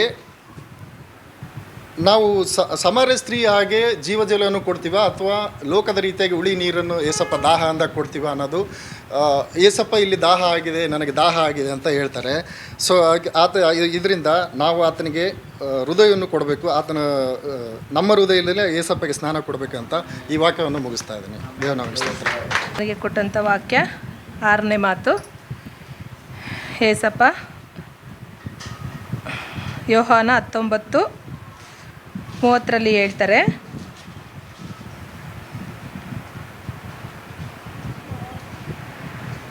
ಏಸು ಆ ಹುಳಿ ರಸವನ್ನು ತಗೊಂಡ ಮೇಲೆ ತೀರಿತು ಎಂದು ಹೇಳಿ ತಲೆಬಾಗಿಸಿ ಆತ್ಮವನ್ನು ತಂದೆಯಾದಂಥ ದೇವರಿಗೆ ಒಪ್ಪಿಸಿಕೊಡ್ತಾರೆ.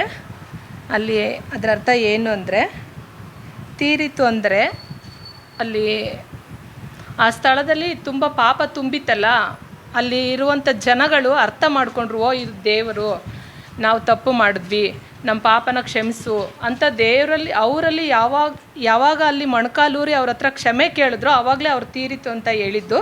ಅದಲ್ಲದೆ ಅವರು ಹೇಳಿರುವಂತಹ ಪ್ರವಾದನೆಗಳಾಗಲಿ ಮಾತಾಗಲಿ ಆಮೇಲೆ ಅವೆಲ್ಲ ನೆರವೇರಿದ್ರು, ಅವ್ರ ಮೂಲಕವಾಗಿ ನೆರವೇರಿದ್ರು. ಯಾಕಂದರೆ ಅವರು ಸುಮ್ಮನೆ ಬರಲಿಲ್ಲ ಈ ಭೂಮಿ ಮೇಲೆ. ನಾವು ಬಂದಿದ್ವಿ 33 ವರ್ಷ, ಅವರು ಎಷ್ಟು ಜನಗಳಿಗೆ ಅವರು ಪ್ರವಾದನೆ ಹೇಳೋಗಿದ್ದಾರೆ. ಆ ದೇವರು ಅವ್ರಿಗೆ ಏನು ಕೊಟ್ಟಿದ್ರೋ ಜವಾಬ್ದಾರಿನ, ಆ ಜವಾಬ್ದಾರಿಗಳನ್ನೆಲ್ಲ ಮುಗಿಸಿದ್ದಾರೆ. ಅವರು ತಂದೆ ತಾಯಿನ ನೋಡಿದ್ರು, ಮತ್ತು ಎಲ್ಲ ಕಡೆ ಎಲ್ಲ ಕಡೆ ತಿರುಗಿ ಅವರು ಒಂದೊಂದು ಪ್ರವಾದನೆಯೂ ನೆರವೇರಿಸಿದ್ರು. ಸಾತಾನ್ ಕ್ರಿಯೆನ ಅಲ್ಲಿ ಜಯಿಸಿದ್ರು ಅವರು. ಆಮೇಲೆ ಒಂದೊಂದು ಇದನ್ನು ಶಾರೀರಿಕ ಕಾರ್ಯವನ್ನು ಮುಗಿಸಿದ್ರು. ಆಮೇಲೆ ಪಾಪವನ್ನು ಜಯಿಸಿದ್ರು. ಆಮೇಲೆ ವೇದನೆ, ಹಿಂಸೆ ಎಲ್ಲವನ್ನ ಸಹಿಸ್ಕೊಂಡ್ರು. ಅವ್ರಿಗೆ ಹೇಳಿರೋ ಒಂದೊಂದು ಮಾತಾಗಲಿ, ಅವ್ರಿಗೆ ಎಷ್ಟು ಹಿಂಸೆ ಕೊಟ್ಟರು ಅಲ್ಲಿ ಆ ಜಾಗದಲ್ಲಿ ಅಂದರೆ ನಾವಾಗಿದ್ದರೆ ಯಾವುದನ್ನು ಸಹಿಸ್ಕೊಳ್ಳಲ್ಲ. ನಮ್ಮಿಂದ ಯಾವುದನ್ನು ಸಹಿಸ್ಕೊಳ್ಳೋಕ್ಕಾಗಲ್ಲ. ಒಂದೇ ಒಂದು ಚೂರು ಕಷ್ಟ ಬಂತಂದರೆ ನಾವು ಬಂದು ಪಾಸ್ಟ್ರ್ ಮುಂದೆ ಕಣ್ಣೀರಿಡ್ತೀವಿ, ಅಯ್ಯೋ ಅಪ್ಪ ಹಂಗೆ ಅಂತ. ಅವರು ಯಾರ ಹತ್ರನೂ ಹೇಳಿದ್ರೆ ಹಾಗೆ ಅವ್ರ ಅಪ್ಪನನ್ನು ಮಾತ್ರ ಅವ್ರು ಹೋಗಿ ಆ ರಾತ್ರಿ ಸಮಯದಲ್ಲಿ ನೋಡಿ ಅವರು ಪ್ರೇಯರ್ ಮಾಡಿದ್ರು, ದೇವರೇ ನನ್ನಿಂದ ಒಬ್ಬನಿಂದ ಸಾಧ್ಯ ಇಲ್ಲ, ನೀನು ನನಗೆ ಬಲಪಡಿಸು, ನೀನು ನನ್ನ ಜೊತೆ ಇರುವಂಥ ದೇವರಲ್ಲಿ ಅವ್ರ ಅಪ್ಪನಲ್ಲೇ ಅವರು ಪ್ರೇಯರ್ ಮಾಡಿದ್ರು. ಆದರೆ ನಾವು ಆ ರೀತಿ ಪ್ರೇಯರ್ ಮಾಡೋದಿಲ್ಲ, ದೇವರೇ ಅಂತ ಅಳ್ತೀವಿ, ಬರೀ ಅಳೋದೊಂದೇ ನಮಗೆ ಕೆಲಸ. ಆದರೆ ಅವ್ರು ಎಷ್ಟೆಲ್ಲ ಕಾರ್ಯಗಳನ್ನು ಸಹಿಸ್ಕೊಂಡ್ರು ಅಂದರೆ ನಮಗೆ ಗೊತ್ತಿಲ್ಲದಂಥ ಕಾರ್ಯಗಳನ್ನೆಲ್ಲ ಸಹಿಸ್ಕೊಂಡ್ರು. ಅವ್ರಿಗೆ ಗೊತ್ತಿಲ್ಲದ ಯಾವುದು ಇರಲಿಲ್ಲ, ಮರೆಯಾಗಿರೋದು ಯಾವುದು ಇರಲಿಲ್ಲ. ಅವ್ರಿಗೆ ಈ ರೀತಿ ಆಗುತ್ತೆ ಅಂತ ಗೊತ್ತಿತ್ತು. ಆದ್ರೂ ಅವರು ಆ ಜಾಗದಲ್ಲಿ ಅವರ ಆ ಶಿಲುಬೆಯಲ್ಲಿ ಅವ್ರ ಮರಣ ಹೊಂದಲಿಲ್ಲ ಅಂದಿದ್ರೆ ನಾವು ಈ ದಿನದಲ್ಲಿ ರಕ್ಷಿಸಲ್ಪಡುತ್ತಿರಲಿಲ್ಲ. ಇದಂತೂ ಇದು ಪ್ರಲಾಪದಲ್ಲಿ ಬರೆದಿದೆ ನೋಡಿ, 1:12 ಬರೆದಿದೆ. ಅವರಿಗೆ ಮರೆಯಾಗಿರೋದು ಯಾವುದು ಇರಲಿಲ್ಲ, ಗೊತ್ತಿಲ್ಲದ ಯಾವುದು ಇರಲಿಲ್ಲ. ಆದರೆ ಅವರಿಗೆ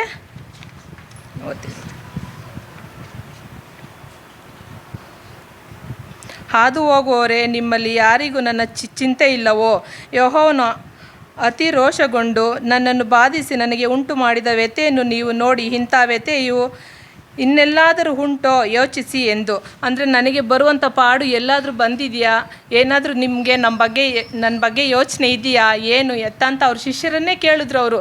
ಅಂದರೆ ಅವರಿಗೆ ಗೊತ್ತಿತ್ತು ಮುಂದೆ ಈ ಥರ ಆಗುತ್ತೆ, ನಾನು ಈ ಥರ ಶಿಲುಬೆಯಲ್ಲಿ ನಾನು ಈ ಥರ ಆಗ್ತೀನಿ, ನನಗೆ ಈ ಥರ ಎಲ್ಲ ಹಿಂಸೆ ಕೊಡ್ತಾರೆ ಅಂತ ಗೊತ್ತಿದ್ರು. ಆದರೆ ಅವರು ದೇವರು ಒಬ್ಬೊಬ್ರಿಗೂ ಅವರು ಒಂದು ವಾಕ್ಯಗಳನ್ನ ಹೇಳ್ಕೊತ ಒಬ್ಬೊಬ್ಬರನ್ನ ಬಲಪಡಿಸ್ತಾ ಬಂದರು, ಒಬ್ಬೊಬ್ಬರನ್ನ ರಕ್ಷಿಸ್ತಾ ಬಂದರೆ ವಿನಃ ಅವ್ರು ನನಗೆ ಈ ರೀತಿ ಆಗುತ್ತೆ ಆ ರೀತಿ ಆಗುತ್ತೆ ಅಂತ ಅವ್ರು ಎಲ್ಲೂ ಗುಣ್ಗುಟ್ಲಿಲ್ಲ, ಎಲ್ಲೂ ಅವರು ಕಣ್ಣೀರಿಡಲಿಲ್ಲ ನನಗಾಗಿ ಈ ರೀತಿ ಯಾಕಂದರೆ ಆ ಥರ ಅವರಲ್ಲಿ ಆಗಲಿಲ್ಲ ಅಂದಿದ್ರೆ ಈ ಲೋಕದಲ್ಲಿ ಅವ್ರನ್ನ ಯಾರೂ ಕೊಂಡಾಡ್ತಿರ್ಲಿಲ್ಲ. ಇವತ್ತು ಈ ದಿನದಲ್ಲಿ ಅವ್ರನ್ನ ಕೊಂಡಾಡಬೇಕಂದ್ರೆ ಆ ರೀತಿ ಆಗಿದ್ದಕ್ಕೇ ಈ ದಿನದಲ್ಲಿ ಅವರು ಸಾಕ್ಷಿಯಾಗಿ ನಿಂತಿರೋದು. ಆಮೇಲೆ ಧರ್ಮಶಾಸ್ತ್ರದ ಕಾರ್ಯವನ್ನು ಅವರು ನೆರವೇರಿಸಿದ್ರು, ಅವ್ರು ಹೇಳಿರೋ ಒಂದೊಂದು ಪ್ರವಾದನೆಯೂ ನೆರವೇರಿಸಿದ್ರು, ಕರ್ಮ ಮಾರ್ಗದಿಂದ ಅವರು ಕೊನೆಗೊಂಡರು. ಆಮೇಲೆ ನಂಬಿಕೆ ಇನ್ನು ಮುಂದೆ ಇರೋದು ನಾವೆಲ್ಲ ಅವ್ರು ಹೋದ್ಮೇಲೆ ನಾವು ಬರೀ ನಂಬಿಕೆಯಲ್ಲಿ ಮಾತ್ರ ಇರಬೇಕು ಅಷ್ಟೇ. ಅವ್ರು ಇದ್ದಾರೆ, ನಮಗೋಸ್ಕರ ನಮಗೆ ಏಸಪ್ಪ ಇದ್ದಾರೆ, ಪರಿಶುದ್ಧ ಆತ್ಮ ನಡೆಸ್ತಾರೆ ನಮ್ಮನ್ನು ಅನ್ನೋ ಒಂದು ನಂಬಿಕೆ ಮೇಲೆ ನಾವು ನಿಂತಿದ್ದೀವಿ ಅಷ್ಟೇನೆ. ಮತ್ತು ಅವ್ರನ್ನ ನೋಡಿ 30 ಬೆಳ್ಳಿ ಕಾಸಿಗೆ ಅವ್ರನ್ನ ಮಾರ್ಕೊಂಡ್ರು. ಆಮೇಲೆ ಅವ್ರ ಸ್ನೇಹಿತರೇ ಅವ್ರನ್ನ ಇಟ್ಕೊಟ್ರು.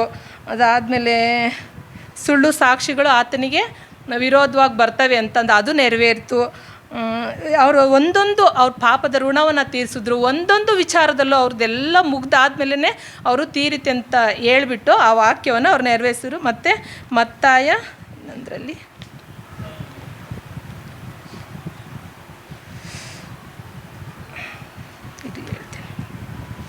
16:21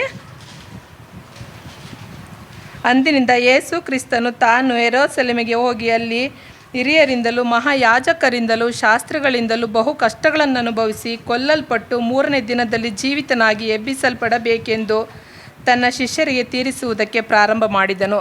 ಆವಾಗಿಂದ ದೇವರಿಗೆ ಯಾವಾಗ ಆತ್ಮನ ಒಪ್ಪಿಸಿಕೊಡ್ತಾರೋ ಆವಾಗ 3ನೇ ದಿನ ಎದ್ದು ಅವರು ಆವಾಗ ಮತ್ತೆ ಶಿಷ್ಯರ ಜೊತೆಗೆ ಅದನ್ನೆಲ್ಲ ಒಂದು ಏನೇನು ಅವರು ಇಷ್ಟು ಹಿಂದೆ ಏನೇನೆಲ್ಲ ಕಾರ್ಯಗಳನ್ನ ಅವ್ರಿಗೆ ಹೇಳಿದ್ರು ಮತ್ತೆ ಆ 3 ದಿವಸದಲ್ಲಿ ಮತ್ತೆ ಹೇಳ್ತಾರೆ ಎಲ್ಲನ, ಅವ್ರು ಮತ್ತೆ ತಿಳ್ಕೊಳ್ಳಿ ಅಂತ. ಆದರೆ ಯೋಹಾನಿಗೆ ಮಾತ್ರ ಅದು ಗೊತ್ತಿತ್ತು ನೋಡಿ. ಆ ಶಿಲುಬೆ ಮುಂದೆ ಯೋಹಾನ ಒಬ್ಬನೇ ಮಾತ್ರನೇ ಅಲ್ಲಿದ್ದು. ಅವರ ತಾಯಿನ ಅವ್ರು ಒಪ್ಪಿಸಿಕೊಟ್ರು, ಯಾಕಂದರೆ ಅವ್ರು ಮಾತ್ರನೇ ಅವ್ರ ಕೆಳಗಡೆ ಇದ್ದಿದ್ದು, ಬೇರೆ ಯಾರು ಶಿಷ್ಯರಲ್ಲಿ ಇರಲಿಲ್ಲ ಆ ಸಮಯದಲ್ಲಿ. ಆವಾಗ ಯೋಹಾನ ಬಿಟ್ಟರೆ ಬೇರೆ ಯಾರೂ ಅವರಿಗೆ ಅಷ್ಟು ನಂಬಿಕೆ ಉಳ್ಳವರಾಗಿರಲಿಲ್ಲ. ಹಂಗಾಗಿ ಅವ್ರ ತಾಯಿನ ಆ ಒಂದು ಸಮಯದಲ್ಲಿ ಅವರು ಆ ಯೋಹಾನನಿಗೆ ಮಾತ್ರನೇ ಒಪ್ಪಿಸಿಕೊಟ್ಟಿದ್ದೀನಿ, ಯಾರ ಕೈಗೂ ಒಪ್ಪಿಸಿಕೊಡಲಿಲ್ಲ ಅವರು. ಯಾಕೆಂದರೆ ಅವರಿಗೆ ಗೊತ್ತಿತ್ತು ಯೋಹಾನ ಹೃದಯ ಏನು ಅಂತ ಗೊತ್ತಿದೆ. ಹಂಗಾಗಿ ನಿಮ್ಮ ಹೃದಯ ಏನು ಅಂತ ದೇವರಿಗೆ ಗೊತ್ತಿದೆ. ದೇವರಿಗೆ ಮರೆಯಾಗಿರೋದು ಯಾವುದೂ ಇಲ್ಲ. ಯಾಕೆಂದರೆ ನಾವು ಅಂದ್ಕೊತೀವಿ ಅಷ್ಟೇನೆ, ಅವ್ರಿಗೆ ಗೊತ್ತಾಗಲ್ಲ, ಇವ್ರಿಗೆ ಗೊತ್ತಿಲ್ಲ ಅಂತ ನಾವು ಅಂದ್ಕೊತೀವಿ. ಎಷ್ಟೋ ಪಾಡುಗಳ ಮಧ್ಯೆ, ಹೋರಾಟದ ಮಧ್ಯೆ ನಾವು ಜೀವಿಸ್ತಾ ಇದ್ವಿ. ಆದರೆ ಆ ಹೋರಾಟಗಳ ಮಧ್ಯದಲ್ಲೂ ಸ್ವಾಮಿ ಏಸಪ್ಪ ನಮ್ಮನ್ನೆಲ್ಲರೂ ನಿಲ್ಲಿಸ್ತಾ ಇದ್ದಾರೆ. ಯಾಕಂದರೆ ಒಂದೊಂದು ಕುಟುಂಬದಲ್ಲಿ ಎಷ್ಟೋ ಪಾಡುಗಳಿರ್ತವೆ, ಯಾರಿಗೂ ಗೊತ್ತಿರಲ್ಲ. ಆದರೆ ದೇವ್ರನ್ನ ನಾನು ಎಷ್ಟು ಹೇಳ್ತೀನಲ್ಲ, ನಾನು ರಕ್ಷಣೆ ಹೊಂದೋದಕ್ಕಿಂತ ಹಿಂದೆ ತುಂಬ ಸುಖವಾಗಿದ್ದೆ. ನನಗೊಂದು ಕಣ್ಣೀರು ಇಡ್ತಿದ್ನಿಲ್ಲ, ಅದು ಗೊತ್ತಿಲ್ಲ ನನಗೆ, ಅದೆಲ್ಲ ಮರ್ತುಬಿಟ್ಟಿದ್ದೀನಿ. ಈ 7 ವರ್ಷದಲ್ಲಿ ಪಟ್ಟಿರುವಂಥ ಪಾಡು ದೇವರಿಗೆ ಗೊತ್ತು, ನನಗೆ ಗೊತ್ತು. ಎಷ್ಟು ಜನ ನನ್ನನ್ನು ನಿಂದಿಸಿದ್ದಾರೆ ಅಂದರೆ, ನಮ್ಮ ಅಕ್ಕ ತಂಗಿರಣ್ಣ, ಅಣ್ಣ ತಮ್ಮಗಳು ಎಲ್ಲರೂ ನಮ್ಮನ್ನು ದೂಷಣೆ ಮಾಡಿದ್ದಾರೆ. ಆದರೆ ದೇವರು ನಮ್ಮನ್ನು ಇಷ್ಟು ಅಂದ ಚಂದವಾಗಿ ಇಟ್ಟಿದ್ದಾರೆ ಅಂದರೆ ಅದಕ್ಕಾಗಿಯೇ ಹೇಳೋದು, ನಾನು ದೇವರು ನಮ್ಮ ಜೊತೆ ಇದ್ದಾರೆ. ದೇವರು ನಮಗಾಗಿ ಎಲ್ಲವನ್ನು ಕೊಟ್ಟು ಎಲ್ಲವನ್ನು ಬಿಟ್ಬಿಟ್ಟು ನಮಗೆ ಆ ಮಾತುಗಳನ್ನು ಹೇಳಿ ಹೋಗಿದ್ದಾರೆ. ನೀವು ಈ ರೀತಿ ನಡೀರಿ ಅಂತ ಎಲ್ಲವನ್ನು ಬರೆದಿಟ್ಟು ಹೋಗಿದ್ದಾರೆ. ಹಂಗಾಗಿ ನಮ್ಮ ಜೊತೆ ದೇವರಿದ್ದಾರೆ, ನಾವು ಯಾರಿಗೂ ಹೆದರೋದು ಬೇಡ. ದೇವರಿದ್ದಾರೆ, ನಮ್ಮ ಜೊತೆ ಪರಿಶುದ್ಧ ಆತ್ಮ ಜೀವಿಸ್ತಾ ಇದ್ದಾರೆ. ನಾವು ದೇವ್ರಿಗಾಗಿ ಜೀವಿಸುವಂತೆ ದೇವರು ನಮಗೆ ಕೃಪೆ ಮಾಡಲಿ. ಇನ್ನೂ ಹೆಚ್ಚೆಚ್ಚಾಗಿ ದೇವರ ವಾಕ್ಯಗಳನ್ನು ನಾವೆಲ್ಲರೂ ಸೇರಿ ಹಂಚ್ಕೊಳ್ಳುವಂತೆ ದೇವರು ನಮ್ಮನ್ನೆಲ್ಲರನ್ನು ಬಲಪಡಿಸಲಿ, ನಡೆಸಲಿ. ಏಸಪ್ಪ ಇಷ್ಟು ಮಾತಾಡಿ ಕೊಟ್ಟಂಥ ಕೃಪೆಗಾಗಿ ಸ್ತೋತ್ರ. ಶಿಲುಬೆಯ 7ನೇ ವಾಕ್ಯ, ಆತನು ಎಲ್ಲವೂ ತೀರಿತು ಅಂತ ಹೇಳಿ ತನ್ನ ಆತ್ಮವನ್ನು ದೇವರ ಕೈಗೆ ಒಪ್ಪಿಸ್ಕೊಡ್ತಾರೆ. ಆದರೆ ದೇವರ ಆತ್ಮನ ಅವ್ರ ಕೈಲಿ ಒಪ್ಪಿಸ್ಕೊಡ್ಬೇಕಾದ್ರೆ ಅವರು ತಾನಾಗಿ ಅದನ್ನು ಒಪ್ಪಿಸ್ಕೊಡ್ಲಿಲ್ಲ. ನಾವಾಗಿ ನಮ್ಮ ಪ್ರಾಣನ ಕೊಡೋಕ್ಕಾಗಲ್ಲ. ಯಾರಾದರೂ ಕೇಳಿದ್ರು, ನಾವೆಷ್ಟೇ ಪ್ರೀತಿಸ್ತೀವಿ ಅಂತ ಹೇಳಿದ್ರು ಕೂಡ ನಾವೊಬ್ರಿಗೋಸ್ಕರ ನಮ್ಮ ಪ್ರಾಣನ ಕೊಡೋಕ್ಕಾಗಲ್ಲ. ಆದರೆ ದೇವರು ಅವ್ರ ಪ್ರಾಣನ ಅವ್ರಿಗೆ ಕೊಡೋದಕ್ಕೆ ಅಧಿಕಾರ ಇತ್ತು. ಅದು ಯೋಹಾನ 10, 17, 18 ನಾವು ಓದ್ಬೋದು, ಯಾರಾದರೂ ಓದಿ. ಯೋಹಾನ 10, 17, 18. ನಾನು ತಿರುಗಿ ಪಡೆದುಕೊಳ್ಳುತ್ತೇನೆಂದು ನನ್ನ ಪ್ರಾಣವನ್ನು ಕೊಡುತ್ತೇನೆ. ಅದರ ನಿಮಿತ್ತವಾಗಿ ತಂದೆಯು ನನ್ನನ್ನು ಪ್ರೀತಿಸುತ್ತಾನೆ. ನನ್ನ ಪ್ರಾಣವನ್ನು ಯಾರು ನನ್ನಿಂದ ತೆಗೆಯರು. ನನ್ನಷ್ಟಕ್ಕೆ ನಾನೇ ಅದನ್ನು ಕೊಡುತ್ತೇನೆ. ಅದನ್ನು ಕೊಡುವುದಕ್ಕೆ ನನಗೆ ಅಧಿಕಾರ ಉಂಟು. ಅದನ್ನು ತಿರುಗಿ ಪಡೆದುಕೊಳ್ಳುವುದಕ್ಕೆ ನನಗೆ ಅಧಿಕಾರ ಉಂಟು. ಈ ಅಪ್ಪಣೆಯನ್ನು ನನ್ನ ತಂದೆಯಿಂದ ಹೊಂದಿದ್ದೇನೆ ಅಂದನು. ಈ ರೀತಿಯಾಗಿಯೇ ದೇವರು ಅವರಿಗೆ ಆ ಅಧಿಕಾರ ಕೊಟ್ಟಿದ್ದರಿಂದನೇ ಅವರು ಲೋಕದ ಮೇಲೆ, ಲೋಕದ ಜನರ ಮೇಲೆ ದೇವರು ಇಟ್ಟಿದ್ದ ಪ್ರೀತಿಯಿಂದ ತನ್ನ ಪ್ರಾಣವನ್ನು ಆತನು ಕೊಟ್ಟನು. ಯಾರು ಅಷ್ಟೇ, ನಾವು ಎಷ್ಟೇ ಪ್ರೀತಿಸ್ತೀವಿ, ನಿನ್ನ ಕಂಡ್ರೆ ನಂಗೆ ತುಂಬ ಇಷ್ಟ, ನಿನ್ಗೆ ಏನು ಬೇಕಾದರೂ ನಾನು ಮಾಡ್ತೀನಿ ಅಂತಾರೆ. ಕೊನೆಗೆ ಒಂದು ದಿನ ಬಂದಾಗ ನಿನ್ನ ಜೀವ ನನಗೆ ಕೊಡು ಅಂದರೆ ಕೊಡ್ತಾರಾ? ಅವತ್ತು ಎಲ್ಲಿಗೆ ಓಡೋಗಿರ್ತಾರೆ ಅವರು, ಎಲ್ಲಿದ್ದೀವಿ ಅಂತ ಅವ್ರಿಗೆ ಗೊತ್ತಿಲ್ಲದಿರ ಓಡೋಗ್ಬಿಟ್ಟಿರ್ತಾರೆ. ಆದರೆ ಯೇಸು ಸ್ವಾಮಿ ಆ ಥರ ಹೋಗಲಿಲ್ಲ. ನಮಗೋಸ್ಕರ ಅವರು ನಮ್ಮ ಮೇಲೆ ಇಟ್ಟಿದ್ದಂಥ ನಿಜವಾದ ಪ್ರೀತಿನ ತೋರಿಸೋದಕ್ಕೆ ಅವರು ತನ್ನ ಆತ್ಮವನ್ನು ನಮಗೋಸ್ಕರ ಒಪ್ಪಿಸಿಕೊಟ್ಟಿದ್ದಾರೆ. ಅದೇ ರೀತಿಯಾಗಿ ಕೀರ್ತನೆಯಲ್ಲಿ ಕೂಡ ಅದನ್ನು ನಾವು ಓದ್ಬೋದು. ಹಳೆಯ ಒಡಂಬಡಿಕೆಯಲ್ಲಿ 31:5, ಕೀರ್ತನೆ 31:5. ನೀನೇ ನನಗೆ ಆಧಾರನಲ್ಲವೇ, ನನ್ನ ಆತ್ಮವನ್ನು ನಿನ್ನ ಕೈಗೆ ಒಪ್ಪಿಸಿಕೊಟ್ಟಿದ್ದೇನೆ. ಯೆಹೋವನೇ, ನಂಬಿಕೆಯುಳ್ಳ ದೇವರೇ, ನನ್ನನ್ನು ವಿಮೋಚಿಸಿದ್ದಿ. ಅಂದರೆ ದೇವರು ಈ ತೀರ್ಮಾನನ ಆಗಲೇ ಹಳೆ ಒಡಂಬಡಿಕೆಯಲ್ಲೇ ಮುಂಚೆನೇ ಮಾಡಿದ್ರು. ಇದು ಯಾವುದೂ ಆಗ ಮಾಡಿದ ತೀರ್ಮಾನ ಅಲ್ಲ. ಯೇಸು ಸ್ವಾಮಿ ಭೂಲೋಕಕ್ಕೆ ಬರುವುದು, ನಮಗೋಸ್ಕರ ಪ್ರಾಣ ಕೊಡುವುದು ಇದು ಮುಂಚೆನೇ ತೀರ್ಮಾನ ಆಗಿತ್ತು. ಆದ್ದರಿಂದ ದೇವರು ಅದನ್ನು ಕೀರ್ತನೆಯಲ್ಲಿ ಕೂಡ ಬರೆದಿದ್ದಾರೆ. ನಾವು ಹಾಗೆ ಮತ್ತಾಯ 27ನೇ ಅಧ್ಯಾಯ 46ನೇ ಅಧ್ಯಾಯ ಓದ್ಬೋದು.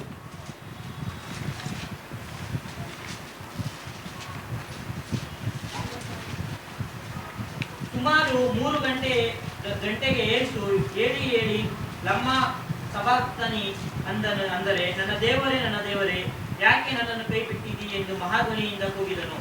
ತನ್ನ ಆತ್ಮವನ್ನು ಒಪ್ಪಿಸ್ಕೊಡುವ ಟೈಮಲ್ಲಿ ದೇವರಿಗೆ ಎಷ್ಟು ಸಂಕಟ ಆಗಿತ್ತು ಅಂದರೆ ಅವ್ರಿಗೆ ಹೇಳ್ಕೊಳಕ್ಕಾಗ್ತಾ ಇಲ್ಲ.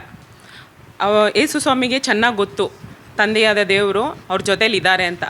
ಆದರೂ ಕೂಡ ಆ ಕ್ಷಣದಲ್ಲಿ ಅವರು ಆ ಥರ ಹೇಳ್ತಾ ಇದ್ದಾರೆ, ಏಲಿ ಏಲಿ ಲಾಮ ಸಬಕ್ತಾನಿ ಅಂತ. ಅಂದರೆ ಅದಕ್ಕರ್ಥ, ದೇವರೇ, ನನ್ನ ದೇವರೇ, ನನ್ನ ದೇವರೇ, ಏಕೆ ನನ್ನ ಕೈ ಬಿಟ್ಟಿದ್ದೀ ಅಂತ. ಅಂದರೆ ದೇವರು ಯಾವತ್ತೂ ಕೈ ಬಿಟ್ಟಿಲ್ಲ ಅವರಿಗೆ. ಆದರೆ ಅವ್ರ ಮೇಲೆ ಎಷ್ಟು ಪಾಪಗಳು, ನಾವು ಮಾಡಿದ ತಪ್ಪುಗಳು, ನಾವು ಮಾಡಿದ ದ್ರೋಹ, ಅನ್ಯಾಯಗಳು ಎಷ್ಟು ಅವ್ರ ಮೇಲೆ ಬಂದು ಬಿದ್ದಿತ್ತು ಅಂದರೆ ದೇವರು ಕೂಡ ಆ ಕ್ಷಣ ಅವ್ರನ್ನ ದೂರ ಮಾಡಬೇಕಾಗಿತ್ತು. ಆದ್ದರಿಂದ ದೇವ್ರೇನು ಮಾಡಿದ್ರು, ಆ ಕ್ಷಣದಲ್ಲಿ ಏಕೆ ದೇವರೇ ನನ್ನ ಕೈ ಬಿಟ್ಟಿದ್ದೀ ಅಂತೇಳಿ ಶಿಲುವೆಯಲ್ಲಿ ಆ ಥರ ಹೇಳ್ತಾ ಇದ್ದಾರೆ. ಅದೇ ರೀತಿಯಾಗಿ ಯೋಹಾನ 19:30.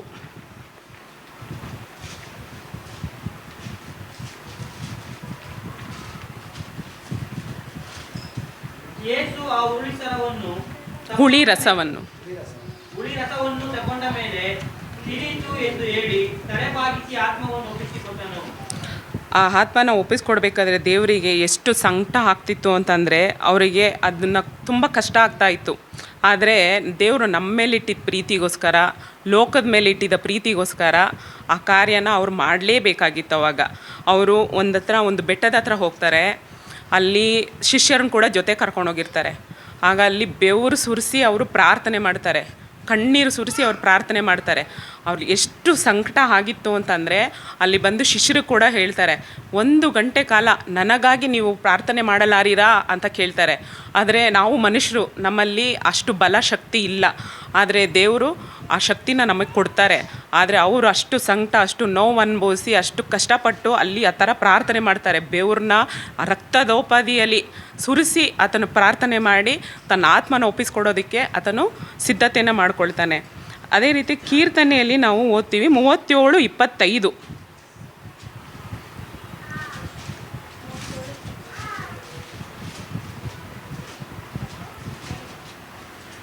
ನಾನು ಬಾಲಕನಾಗಿದ್ದೇನು, ಈಗ ವೃದ್ಧನಾಗಿದ್ದೇನೆ. ಈವರೆಗೆ ನೀತಿವಂತನು ದಿಕ್ಕಿಲ್ಲದೆ ಬಿದ್ದಿರುವುದನ್ನಾಗಲಿ ಅವನ ಸಂತತಿಯವರು ಭಿಕ್ಷೆ ಬೇಡಿ ತಿನ್ನುವುದನ್ನಾಗಲಿ ನೋಡಲೇ ಇಲ್ಲ. ಯಾಕೆ ಈ ಥರ ಹೇಳ್ತಾರೆ ಅಂತಂದರೆ, ದೇವ್ರ ಮೇಲೆ ಪ್ರೀತಿ ಇಟ್ಟಿರೋರು, ವಿಶ್ವಾಸ ಇಟ್ಟಿರೋರು, ಅವ್ರ ಮೇಲೆ ಒಂದು ನಂಬಿಕೆ ಇಟ್ಟಿರೋರು ಯಾವತ್ತೂ ಆ ಥರ ಅವರು ಭಿಕ್ಷೆ ಬೇಡಿ ತಿನ್ನೋದಾಗಲಿ ಇಲ್ಲ. ಕೆಲವರು ಹೇಳ್ತಾರೆ, ನಾನು ಯೇಸು ಸ್ವಾಮಿ ನಂಬಿ ನನಗೇನು ಸಿಕ್ತು. ಅವ್ರು ಸ್ವಲ್ಪ ದಿನ ಬರ್ತಾರೆ, ಭಕ್ತಿ ಮಾಡ್ತಾ ಇರ್ತಾರೆ, ಆಮೇಲೆ ಹೇಳ್ತಾರೆ ನನಗೇನು ಸಿಕ್ತು, ನನಗೇನು ಮಾಡಿದೆ. ಆದರೆ ದೇವ್ರು ಪಟ್ಟ ಕಷ್ಟ ಅವರು ಸರಿಯಾಗಿ ತಿಳ್ಕೊಂಡಿಲ್ಲ.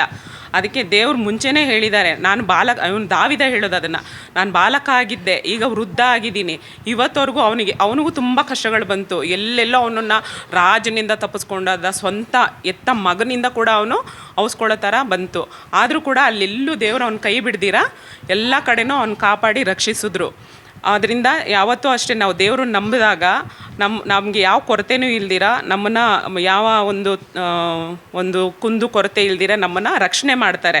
ಆ ರಕ್ಷಣೆ ನಮಗೆ ಯಾವಾಗಲೂ ಸಿಗಬೇಕು ಅನ್ನೋದಕ್ಕೋಸ್ಕರ ದೇವರು ಮನುಷ್ಯನ ರೂಪದಲ್ಲಿ ನಮಗೋಸ್ಕರ ಈ ಲೋಕದಲ್ಲಿ ಇಳಿದು ಬಂದು ಮನುಷ್ಯನ ರೀತಿಯಲ್ಲೇ ಬೆಳೆದು ಮನುಷ್ಯನ ಎಲ್ಲ ನೋವುಗಳು, ಒಂದು ಚುಚ್ಚಿದ್ರೆ ನಮ್ಗೆ ಹೆಂಗೆ ರಕ್ತ ಬರುತ್ತೆ, ಬಿದ್ದರೆ ನಮ್ಗೆ ಹೆಂಗೆ ಗಾಯ ಆಗುತ್ತೆ, ನಮಗೆ ಹೇಗೆ ದಾಹ ಆಗುತ್ತೆ, ನಮಗೆ ಹೇಗೆ ಹಸಿವಾಗುತ್ತೆ, ಅದನ್ನೆಲ್ಲನೂ ಅನುಭವಿಸ್ಬೇಕು ಅಂತಲೇ ದೇವರು ಈ ಭೂಲೋಕಕ್ಕೆ ಮನುಷ್ಯನಾಗೇ ಬಂದರು. ಇವಾಗ ದಾವಿದನ ಅಲ್ಲಿ ಹೇಳ್ದ, ನಾನು ಒಂದಿನೂ ಹೊಟ್ಟೆ ಹಸಿವಾಗಿರಲಿಲ್ಲ, ನಾನು ಯಾವತ್ತೂ ದಾಹವಾಗಿರಲಿಲ್ಲ, ನನಗೆ ಎಲ್ಲ ದೇವರು ಕೊಡ್ತಾಯಿದ್ರು, ಯಾವ ಕೊರತೆನೂ ಇಲ್ದಿರ, ನನ್ನನ್ನು ಯಾವತ್ತೂ ಭಿಕ್ಷೆ ಬೇಡಕ್ಕೆ ಬಿಟ್ಟಿಲ್ಲ ಅಂತ. ದೇವರು ಯೇಸು ಸ್ವಾಮಿ ಕೂಡ ಇದನ್ನು ಭೂಲೋಕದಲ್ಲಿ ಪ್ರತಿಯೊಂದೂ ಕೂಡ ಅದನ್ನು ಅನುಭವಿಸಿದರು. ಅವರು ಕೂಡ ಯಾವತ್ತೂ ನೀರಡಿಕೆಯಿಂದ ಆಗಲಿ, ಒಂದು ಆಹಾರ ಇಲ್ಲದೆ ಆಗಲಿ, ಉಪವಾಸ ಆಗಲಿ ಅವ್ರು ಇರಲಿಲ್ಲ. ಆದ್ರೂ ಅವ್ರನ್ನ ಶಿಲುಬೆಗೇರಿಸ್ಬೇಕಾದ್ರೆ ಅವರು ದಾಹ ಅಂತ ಹೇಳಿದ್ರು. ಏನಕ್ಕೆ ದಾಹ ಅಂತ ಹೇಳಿದ್ರು ಅಂದರೆ ಅದು ಶಾಸ್ತ್ರದಲ್ಲಿ ಬರೆದಿತ್ತು, ಆ ಥರ ಹೇಳಬೇಕು ಅನ್ನೋದು. ಅದರಿಂದ ಅಲ್ಲಿರೋ ಜನಗಳನ್ನು ಹುಳಿ ರಸನ ಕೊಟ್ಟು ಅವರಿಗೆ ಇದು ಮಾಡ್ತಾರೆ. ಕೊನೆಯದಾಗಿ ತೀತನು 1:3.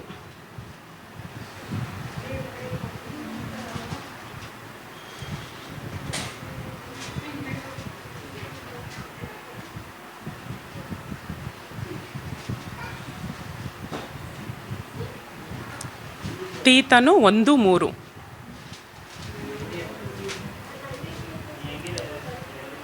ಆ ನಂಬಿಕೆಗೆ ಸತ್ಯದ ಪರಿಜ್ಞಾನಕ್ಕೂ ನಿತ್ಯ ಜೀವದ ನಿರೀಕ್ಷೆಯ ಆಧಾರವಾಗಿದೆ. ಸುಳ್ಳಾಡದ ದೇವರು ಆ ನಿತ್ಯ ಜೀವವನ್ನು ಕೊಡುತ್ತೇನೆಂದು ಅನಾದಿ ಕಾಲದಲ್ಲಿ ವಾಗ್ದಾನ ಮಾಡಿ ತನ್ನ ಕ್ಲುಪ್ತ ಸಮಯದಲ್ಲಿ ವಾಗ್ದಾನ ನೆರವೇರಿಸಿ ಪ್ರಸಂಗದ ಮೂಲಕ ಪ್ರಕಟಿಸಿದನು. ಅಂದರೆ ದೇವರು ಇದನ್ನು ಮುಂಚೆನೇ ತೀರ್ಮಾನ ಮಾಡಿದರು. ಶಿಲುಬೆಗೆ ಆತನನ್ನು ಅವಮಾನಪಡಿಸಿ ಈ ಥರ ಹಿಂಸೆ ಕೊಟ್ಟು ಅವ್ರನ್ನ ಸಾಯಿಸಬೇಕು, ಆ ಥರ ನಡೆಯೋದ್ರಿಂದ ನಮ್ಮ ಪಾಪಗಳು ಯಾರೆಲ್ಲ ಹಳೆ ಒಡಂಬಡಿಕೆಯಲ್ಲಿ ನಾವು ಒಂದು ಜಾಗದಲ್ಲಿ ಮೋಶೆಯ ಸ್ಟೋರಿ ನೋಡ್ತೀವಿ.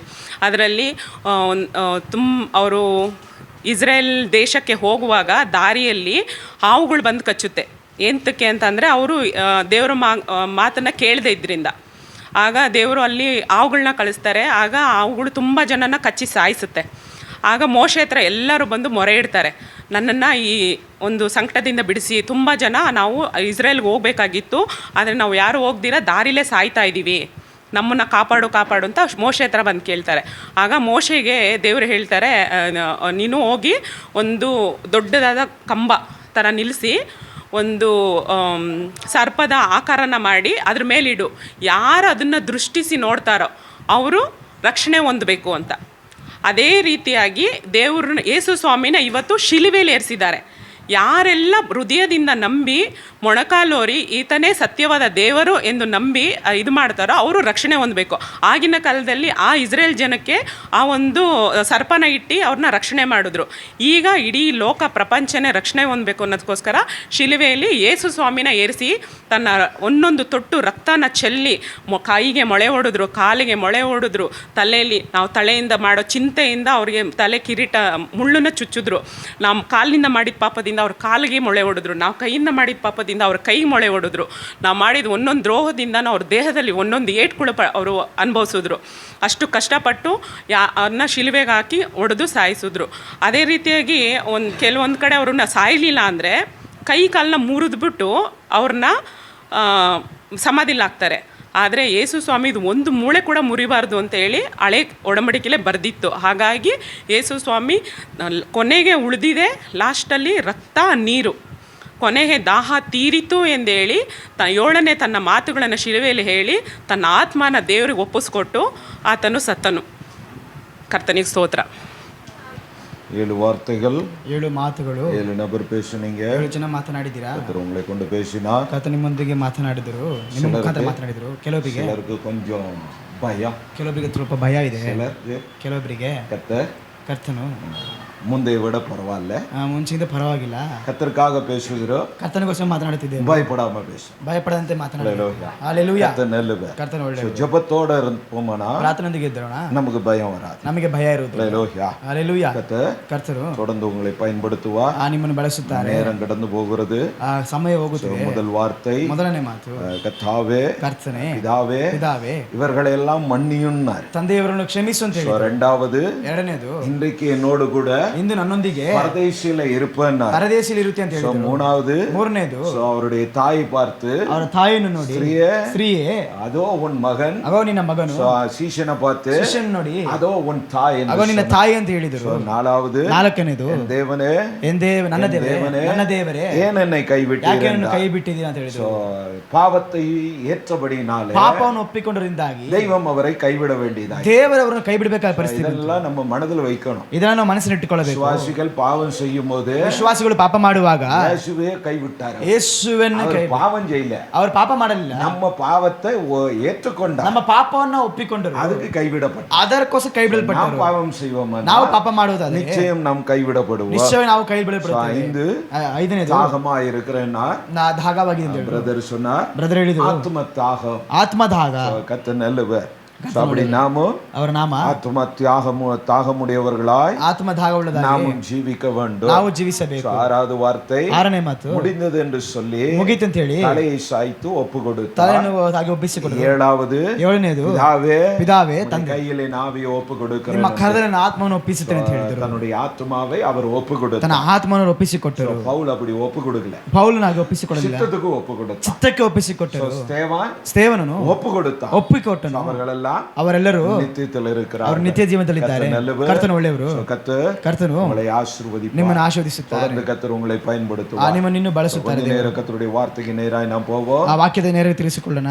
பேசின அந்த 7 வார்த்தைகளின் அடிப்படையில், ನೀವು ಮಾತು 7 ಮಾತಿನ ಅಡಿಪಡಿಯಲ್ಲಿ வார்த்தைகளை நான் பகிர்ந்து கொள்ள ವಿರುಂಬುತ್ತೇನೆ. ಕೆಲವೊಂದು ಮಾತನ್ನು ಹಂಚಿಕೊಳ್ಳಲು ಇಚ್ಛಿಸುತ್ತೇವೆ. book of first Samuel, 1ನೇ ಸಾಮುವೇಲು 12ನೇ ಅಧ್ಯಾಯ 12ನೇ ಅಧ್ಯಾಯ 24ನೇ ವಚನ, 24ನೇ ವಾಕ್ಯ. 12 12 24 ಒಂದು ಸಾಮುವೇಲ. ಯೆಹೋವನಲ್ಲಿ ಭಯಭಕ್ತಿಯುಳ್ಳವರಾಗಿದ್ದು ಆತನು ನಿಮಗೋಸ್ಕರವಾಗಿ ಮಾಡಿದ ಮಹತ್ ಕಾರ್ಯಗಳನ್ನು ನೆನೆಸಿಕೊಂಡು ಆತನನ್ನು ಸತ್ಯದಿಂದಲೂ ಪೂರ್ಣ ಮನಸ್ಸಿನಿಂದಲೂ ಸೇವಿಸುತ್ತಾ ಬರಬೇಕು. அல்லேலூயா. நீங்கள் எப்படியும் கர்த்தருக்கு பயந்து, ನೀವಾದರೂ ಯೆಹೋವನಲ್ಲಿ ಭಯಭಕ್ತಿ ಉಳ್ಳವರಾಗಿದ್ದು முழு இருதயத்தோடு ಅದು ನಿಮಗೋಸ್ಕರ ಪೂರ್ಣ உண்மையாய் அவரை சேவிக்க கடவீர்கள். ನಿಜಸಿಗೆ ಅದನ್ನು ಸೇವಿಸಿರಿ. அவர் உங்களிடத்தில் ಅದು ನಿಮ್ಮಲ್ಲಿ எவ்வளவு மகிமையான காரியங்களை செய்தார் என்பதை சிந்தித்து பாருங்கள். ಎಷ್ಟು ಮಹತ್ತಾದ ಕಾರ್ಯ ನಿಮ್ಮಲ್ಲಿ ಮಾಡಿದೆಂದು ಆಲೋಚನೆ ಮಾಡಿ ನೋಡಿರಿ. ಹಲ್ಲೆಲೂಯಾ. ಇದು சாமுவேல் தீர்க்கதரிசியினுடைய ಸಾಮುವೇಲನ ಪ್ರವಾದಕನ ಒಂದು ಮಾತು. தம்முடைய ஜனங்களுக்கு, ತಮ್ಮ ಜನರಿಗೆ, இஸ்ரவேல் ஜனங்களுக்கு, ಇಸ್ರೇಲ್ ಜನರಿಗೆ அவர் சொன்ன வார்த்தை, ಅವರು ಹೇಳಿದ ಮಾತಾಗಿದೆ. ஹல்லேலூயா. கர்த்தர் நல்லவர். ಕರ್ತನು ಒಳ್ಳೆಯವರು. தெய்வம், ದೇವರು தம்முடையவர்களுக்கு, ತಮ್ಮವರಿಗೆ ಅವರು தெய்வமாயிரு ದೇವರಾಗಿದ್ದಾರೆ. ಹಲ್ಲೆಲೂಯಾ. ஒருவரையும் அவர் மறக்கிறவர் அல்ல, ಒಬ್ಬರನ್ನು ಅವರು ಮರೆಯುವರಲ್ಲ. ಹಲ್ಲೆಲೂಯಾ. கடந்த ದಿನದಲ್ಲಿ 7 வார்த்தைகளை குறித்து பேசும்போது, ಈ 7 ಮಾತಿನ ಬಗ್ಗೆ ಮಾತನಾಡುವಾಗ நினைக்கிறேன் ಚಿಂಟು தான் சொன்னாங்க, ನಾನು ಅದಕ್ಕೆ ಚಿಂಟೋರು ಅಂದಿದ್ದೆ. ಶಿಲುಬೆಯ ಮೇಲೆ, ಶಿಲುಬೆಯ ಮೇಲೆ ஒரு வார்த்தை இருக்கும், ಒಂದು ಮಾತಿರುತ್ತೆ.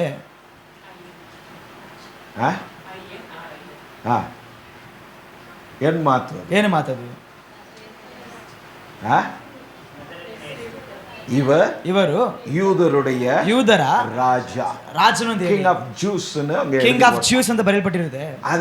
ಅದನ್ನ எடுக்க சொல்லி ಅದನ್ನು ತೆಗೆಬೇಕಂತ ಹೇಳಿ, இவர் யூதருடைய ராஜா அல்ல, ಇವರು ಯೂದರ ರಾಜನಲ್ಲ ಅಂತ ಹೇಳಿ, யூத தலைவர்கள் ಯೂದ ಯಜಮಾನರು எல்லாம் சேர்ந்து ಎಲ್ಲರೂ ಸೇರಿ சொல்லும்போது, ಹೇಳುವಾಗ பிலாத்து ರಾಜ சொல்லுகிறார், ಪಿಲಾತನ ರಾಜನು ಹೇಳುತ್ತಿದ್ದಾನೆ, நான் எழுதுனதான் போடா, ನಾನು ಬರೆದ ಹಾಗೆ ಇರಲಿ, ಹೋಗು ಅಂತ ಹೇಳಿ. ಹಲ್ಲೆಲೂಯಾ. சோ இயேசு எங்கேயுமே வாய் திறக்கல, ಯೇಸು ಎಲ್ಲೂ ಬಾಯನ್ನು ತೆಗೆಯಲಿಲ್ಲ. அவரை பிடித்து கொண்டு வந்து, ಅವರು ಹಿಡಿದುಕೊಂಡು ಬಂದು ಅವರನ್ನು ಪಿಲಾತನಿಗೆ ಮುಂಬಾಗಿ ನಿರುತ್ತಿ, ಪಿಲಾತನ ಮುಂದೆ ನಿಲ್ಲಿಸಿ ಆತನ ಮೇಲೆ ದಂಡನೆ ಒಪ್ಪಿಸುವಾಗ, ಮೇಲೆ ಕಾರಿ ಉಮಿழ்ந்தார்கள், ಆತನ ಮೇಲೆ ಉಗಿಯುವಾಗ அவரை அடித்தார்கள், ಅವರನ್ನು ಹೊಡೆಯಿದರು, தலையில ಮುಳ್ಕಿರೀடம், ತಲೆ ಮೇಲೆ ಮುಳ್ಕಿರೀಡ ಇಟ್ಟರು. ஒன்னத்துக்கும் பதில் ಇಲ್ಲ, ಯಾವುದಕ್ಕೂ ಉತ್ತರ ಇಲ್ಲ, எல்லாத்துக்கும் மௌனம் காத்து, ಎಲ್ಲದಕ್ಕೂ ಮೌನವನ್ನು ಧರಿಸಿದರು. ಪಿಲಾತು கேட்டான், ಪಿಲಾತನು ಕೇಳಿದ, இவர்களெல்லாம் சொல்லுகிறார்கள், ಇವರೆಲ್ಲರೂ ಹೇಳುತ್ತಿದ್ದಾರೆ, நீ யூதனுடைய ராஜா, ನೀನು ಯೂದರ ರಾಜನ ಅಂತ ಕೇಳಿ, ஆம் நீ சொல்லுகிறபடி என்னாரு, ಹೌದು ನೀನು ಹೇಳುವ ಪ್ರಕಾರವೇ ಅಂತ ಹೇಳಿದರು. ಹಲ್ಲೆಲೂಯಾ. அதனாலதான் ಆದ್ದರಿಂದಾಗಿ ಪಿಲಾತು எழுதி போட்டான், ಪಿಲಾತನು ಬರೆದಾಕಿದನು, இவர் யூதருடைய ராஜா. ಈತನು ಯೂದರಿಗೆ ರಾಜನಂತ ಹೇಳಿ. Hallelujah. ಹಾಲೆಲೂಯಾ. பாருங்க, அந்த நேரத்துல கூட ಆ ಸಮಯದಲ್ಲೂ ಸಹ தன்னை அடிக்க போறவனுங்க, ಒಡೆಯುವವರು ಸಹ தன்னை காட்டி கொடுக்கிறானுங்க, ತನ್ನನ್ನು ತೋರಿಸಿಕೊಡುತ್ತಿದ್ದಾರೆ. தனக்கு விரோதமாய் நிற்கிறவர் ವಿರೋಧವಾಗಿ ನಿಂತುಕೊಂಡಿರುವಗೆ நான் தான் ராஜான்ற, ನಾನೇ ರಾಜನ நான் தான் அவர்கள் தெய்வம், ನಾನೇ ಅವರ ದೇವರೆಂದು எல்லா ಹೇಳುತ್ತಿದ್ದಾರೆ. மனுஷனுக்கு ಎಲ್ಲಾ ಮನುಷ್ಯರಿಗೂ நான் தெய்வம் என்று அவர் அங்க டிக்ளேர் பண்ணல. ನಾನು ದೇವರೆಂದು ಡಿಕ್ಲೇರ್ ಮಾಡಲಿಲ್ಲ. Hallelujah. ಹಾಲೆಲೂಯಾ. எல்லா மனிதரையும் அவர் ಎಲ್ಲಾ நேசிக்கிறார். ಮನುಷ್ಯರನ್ನು ಪ್ರೀತಿಸುತ್ತಾರೆ. ஆனாலும் தம்முடையவர்கள் மேல் அவர் கருசனை உள்ளவராய் ತಮ್ಮವರ ಮೇಲೆ ಅವರು ಕರುಣೆ ಉಳ್ಳವರಾಗಿದ್ದಾರೆ. ಹಾಲೆಲೂಯಾ. ಆದ್ದರಿಂದಾಗಿ சாமுவேலை கொண்டு சொல்லுகிறார், ಸಾಮೇಲ ಮುಖಾಂತರ நீங்கள் ಹೇಳುತ್ತಿದ್ದಾರೆ, எப்படியும் கர்த்தருக்கு பயந்து நடக்க வேண்டும். ನೀವು ಯಾವಾಗಲೂ ಕರ್ತನಿಗೆ ಭಯಪಟ್ಟು ನಡೆಯಬೇಕು. ಯಾಕೆ? உங்களுக்கு ನಿಮಗೆ அவர் மகிமையான காரியங்களை ನಿಮಗೆ ಅವರು செய்திருக்கிறார். ಮಹತ್ತಾದ ಕಾರ್ಯ ನಿಮಗೆ ಅವರು ಮಾಡಿದ್ದಾರೆ. அன்னைக்கு இருந்தவர்களுக்கு அவர் சொல்லுகிறார், ಅವತ್ತಿದ್ದವರಿಗೆ ಅವರು ಹೇಳುತ್ತಿದ್ದಾರೆ, இன்னைக்கு இருந்தா ಇವತ್ತಿದ್ದರೆ நமக்கு இப்படியா எழுதி ನಮಗೆ ಹೀಗೆ ಬರೆದಿರುತ್ತಾರೆ. ಯೇಸುವನ್ನ சிலுவையிலே ஒப்பு கொடுத்து ಶಿಲುಬೆಯಲ್ಲಿ ಒಪ್ಪಿಸಿಕೊಟ್ಟು உங்களுக்கு ನಿಮಗೆ மகிமையான ரட்சிப்பை தந்தபடியினால் ಮಹಿಮೆಯಾದ அவரை ರಕ್ಷಣೆ சேவியுங்கள். ಕೊಟ್ಟಿದ್ದಾನೆ ಸೇರಿ. Hallelujah. ಹಾಲೆಲೂಯಾ. Hallelujah. ಹಾಲೆಲೂಯಾ. இதனுடைய வேல்யூ தெரியாதது, ಇದರ ಬೆಲೆ ಗೊತ್ತಿಲ್ಲದಾಗಿ இன்னைக்கு கிறிஸ்தவம் இப்படி சீரழிதும் கொண்டிருக்கிறது. ಕ್ರೈಸ್ತತ್ವ ಇವತ್ತು ನಾಶವಾಗುತ್ತಿದೆ. நேரம் கடந்து போகிற ಸಮಯ ಗಡಿಸಿ ಹೋಗುತ್ತಿದೆ. சுருக்கமாய் ಚಿಕ್ಕದಾಗಿ ಹೇಳುತ್ತಿದ್ದೇವೆ. இதிலிருந்து நான் உங்களோடு பகிர்ந்து கொள்ள விரும்புகிறேன். ಇದನ್ನ ನಾವು ಹಂಚಿಕೊಳ್ಳುತ್ತಿದ್ದೇವೆ. So, நீங்கள் எப்படியும் ನೀವು ಯಾವಾಗಲೂ அவர் சிலுவையிலே ಅವರ ಶಿಲುಬೆಯಲ್ಲಿ ஜீவனை ತನ್ನ கொடுத்தபடியினால ಪ್ರಾಣನ ಕೊಟ್ಟಿದ್ದಾಗಿ 7வது வார்த்தை நாம் கேட்டோம், ಏಳನೇ ಮಾತು ಕೇಳಿದೆವು. எல்லாம் முடிந்தது என்று ಎಲ್ಲವೂ ತೀರಿತು ಅಂತ ಹೇಳಿ தன் ஆவியை ತನ್ನ ಆತ್ಮವನ್ನ தன்னை அனுப்பின பிதாவினுடைய கரத்தில் ತನ್ನನ್ನು ஒப்பு ಕಳಿಸಿದ கொடுத்து ತಂದೆಯ ಬಳಿಗೆ ಒಪ್ಪಿಸಿಕೊಟ್ಟು அவர் மரித்தார். ಅವರು ಮರಣ ಹೊಂದಿದರು. Hallelujah. ಹಾಲೆಲೂಯಾ. கள்ளர்களோடு கூட ಆ ಕಳ್ಳರೊಂದಿಗೆ அவரை அடித்தார்கள். ಅವರನ್ನು ಹೊಡೆದರು. So, அவரும் ஒரு கல்லனை போல தொங்கினார். ಅವರು ಒಂದು ಕಳ್ಳನ ಹಾಗೆ ஆனா, ಆದರೂ கடைசி நிமிடம் ಕೊನೆ தன் ನಿಮಿಷದಲ್ಲಿ பிராணனை ஒப்பு கொடுத்த அந்த ತನ್ನ நிமிடத்தில் ಪ್ರಾಣನ ಒಪ್ಪಿಸಿಕೊಟ್ಟ ಕ್ಷಣದಲ್ಲಿ அவர் கள்ளன் அல்ல, ಆತನು ಕಳ್ಳನಲ್ಲ, இவர் மேசியா என்றோ, ಈತನು ಮೇಸಿಯನು இவரே உலக ரட்சகர் ಈತನೇ என்பதையோ, ಲೋಕದ ರಕ್ಷಕನೆಂದು ಹೇಳಿ அவருடைய சிருஷ்டிகள் யாவும் ಆತನ அடையாளப்படுத்தினது. ಸೃಷ್ಟಿಗಳು ಯಾವ ಆತನು ಗುರುತುಪಡಿಸಿದವು. Hallelujah. ಹಾಲೆಲೂಯಾ. கார்மேகம் உண்டானது, ಕಾರ್ಮೇಘ ಉಂಟಾಯ್ತು, இடி முழக்கம் உண்டானது. ಇದು அப்பொழுது எல்லாரும் பயந்தார்கள். ಅವಾಗೆಲ್ಲರೂ ಭಯಪಟ್ಟರು. இவர் தேவனுடைய குமாரன். ಈತನು ದೇವರ ಕುಮಾರನೆಂದು ಹೇಳಿ. ಹಾಲೆಲೂಯಾ. ಅದುವರೆಗೂ இந்த கல்லர்களில் ஒருவன் என்று சொல்லப்பட்ட ಕಳ್ಳರಲ್ಲಿ ಒಬ್ಬರಂತ ಹೇಳಲ್ಪಟ್ಟವರು இடி முழக்கத்தினாலே ಗುಡುಗಿನಿಂದ ಭಯ ಉಂಟಾಯ್ತು. இவர் தேவனுடைய குமாரன் என்று ಈತನ ದೇವರ ಕುಮಾರನೆಂದು முழங்கால்களை முடங்க பண்ணினார். ಮೊಣಕಾಲು ಊರಿದರು. அதே தெய்வம், ಅದೇ ದೇವರು நிருபங்களில் எழுதினார். ಈ ಪತ್ರಿಕೆಗಳಲ್ಲಿ ಬರೆದಿದ್ದಾರೆ, எல்லாருடைய முழங்காலும் ஒரு நாள் அவருக்கு முன்பு ಎಲ್ಲಾ ಮೊಣಕಾಲು ಒಂದು ದಿವಸ ಅವನ ಮುಂದಾಗಿ ಮೊಣಕಾಲು ಊರುತ್ತದೆ. ಹಾಲೆಲೂಯಾ. ಆದ್ದರಿಂದಾಗಿ வார்த்தைகளை நிறைவேற்ற அவர் உண்மை உள்ளவர். ಆ ಮಾತುಗಳು ನೆರವೇರಿಸುವ ಶಕ್ತಿಯನ್ನು இவைகளை அவர் செய்தபடியினாலே ಇದನ್ನು ಮಾಡಿದ್ರಿಂದಾಗಿ நீங்க என்னவானாலும், ನೀವೇನು ಬೇಕಾದರೂ, நீங்க ஏனே ஆனாலும், ಏನೇ ಆದರೂ கர்த்தருக்கு பயந்து நடக்க வேண்டும். ನೀವು ಕರ್ತನಿಗೆ ಭಯಪಟ್ಟು ನಡೆಯಬೇಕು. கர்த்தருக்கு பயந்து ಕರ್ತನಿಗೆ ಭಯಪಟ್ಟು பொல்லாப்பை விட்டு விலக ಕೆಟ್ಟದನ್ನು வேண்டும். ಬಿಟ್ಟು ಅಗಲಿ கர்த்தருக்கு பயந்து ಕರ್ತನಿಗೆ ಭಯಪಟ್ಟು உண்மை உள்ளவனாய் இருக்க ನಿಜಸ್ಥಿಕ வேண்டும். ಉಳ್ಳವನಾಗಿರಬೇಕು. கர்த்தருக்கு பயந்து ಕರ್ತನಿಗೆ ಭಯಪಟ್ಟು தெய்வத்துக்கு பிரியமானதை ದೇವರಿಗೆ செய்கிறவர்களாய் இருக்க ಮೆಚ್ಚಿಕೆಯಾದದನ್ನು வேண்டும். ಮಾಡುವವರಾಗಿರಬೇಕು. உங்கள் முழு இருதயத்தோடு ನಿಮ್ಮ ಪರಿಪೂರ್ಣ ಹೃದಯದಿಂದಾಗಿ உண்மையாய் ನಿಜಸ್ಥಿಕೊಳ್ಳವರಾಗಿ அவரை சேவிக்க ಅವರನ್ನು ಸೇವಿಸಬೇಕು. உங்கள் முழு இருதயத்தோடு ಅವರ ಪೂರ್ಣ ಮನಸ್ಸಿನಿಂದ அவரை சேவித்தாலே ಅವರನ್ನು போதும் என்று ಸೇವಿಸರೆ ಸಾಕು சொல்லியிருக்கிறார். ಅಂತ ಹೇಳಿ ಬರೆಯಲ್ಪಟ್ಟಿದೆ. ஆனால் ಉண்மையோடு ಆದರೆ ಪೂರ್ಣ ಮನಸ್ಸು ಸತ್ಯದಿಂದ. Hallelujah. ಹಾಲೆಲೂಯಾ. அப்படின்னா, ಆದ್ರಿಂದ ಅದೇ ಯೋಹಾನದಲ್ಲಿ ಅದೇ ಯೋಹಾನ ಹೇಳುತ್ತಿದ್ದಾರೆ. So, 4ನೇ ಅಧ್ಯಾಯದಲ್ಲಿ 4ನೇ ಅಧ್ಯಾಯದಲ್ಲಿ பிதாவை எங்கும் தொழுது கொள்ளும் காலம் வரும். ಪಿತಾವನ್ನು ಎಲ್ಲೂ ಆರಾಧಿಸುವ ಸಮಯ ಬರುತ್ತದೆ. எங்க வேணாலும் தொழுது ಎಲ್ಲಿ கொள்ளலாம். ಬೇಕಾದ್ರೂ ಆರಾಧಿಸುತ್ತಾರೆ. ஆனா, ஒரே ஒரு விஷயம், ಆದರೆ ಒಂದೇ ಒಂದು ವಿಷಯ, தொழுது கொள்ளுகிறவன் ಅದನ್ನು ಆರಾಧಿಸುವ ஆவியோடு ಆತ್ಮದಿಂದಲೂ உண்மையோடு ಸತ್ಯದಿಂದಲೂ முழு பலத்தோடு ಪೂರ್ಣ ಬಲದಿಂದಲೂ. ಹಾಲೆಲೂಯಾ. So, ஒவ்வொரு மனிதனுக்கும் ಒಂದೊಂದು ಮನುಷ್ಯನಿಗೂ ஆவி ಆತ್ಮ ಶರೀರ ಎಂದು ಆವಿ ಆತ್ಮ ಶರೀರ ಒಂದು ವಿಂಗಡಣೆ ಇದೆ. ಹಾಲೆಲೂಯಾ. ಇದಕ್ಕೆಲ್ಲವೂ தெய்வம் கொடுத்த ದೇವರು ಕೊಟ್ಟಂತ ಈ ಆತ್ಮವೇ ಇವಾಗೆಲ್ಲ ಕವು ಜೀವವಾಗಿದೆ.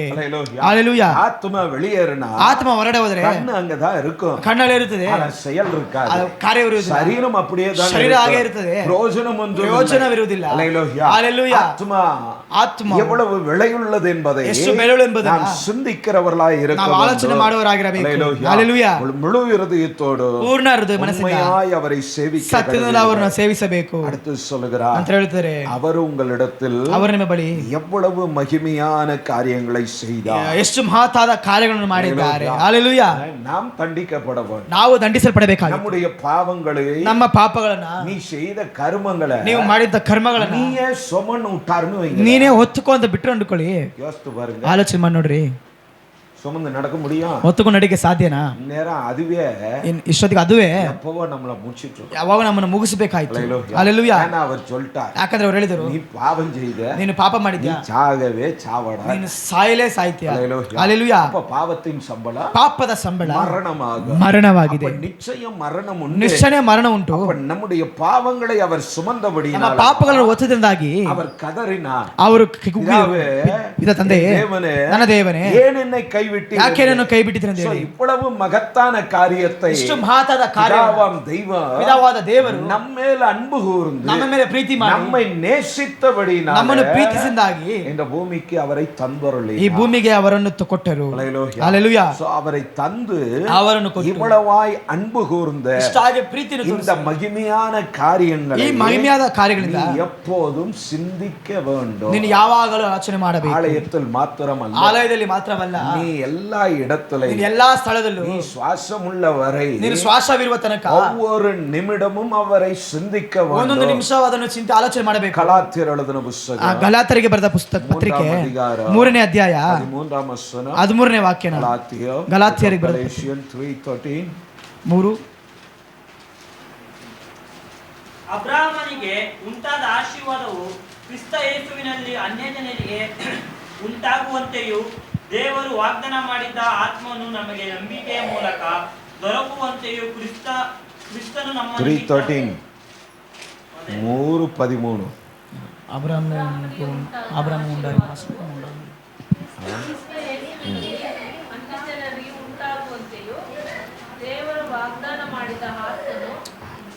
கொஞ்சம் மேலே கீழே வாசிங்க. மரத்தில் ತೂಕಪಟ್ಟ ಯವನಂ,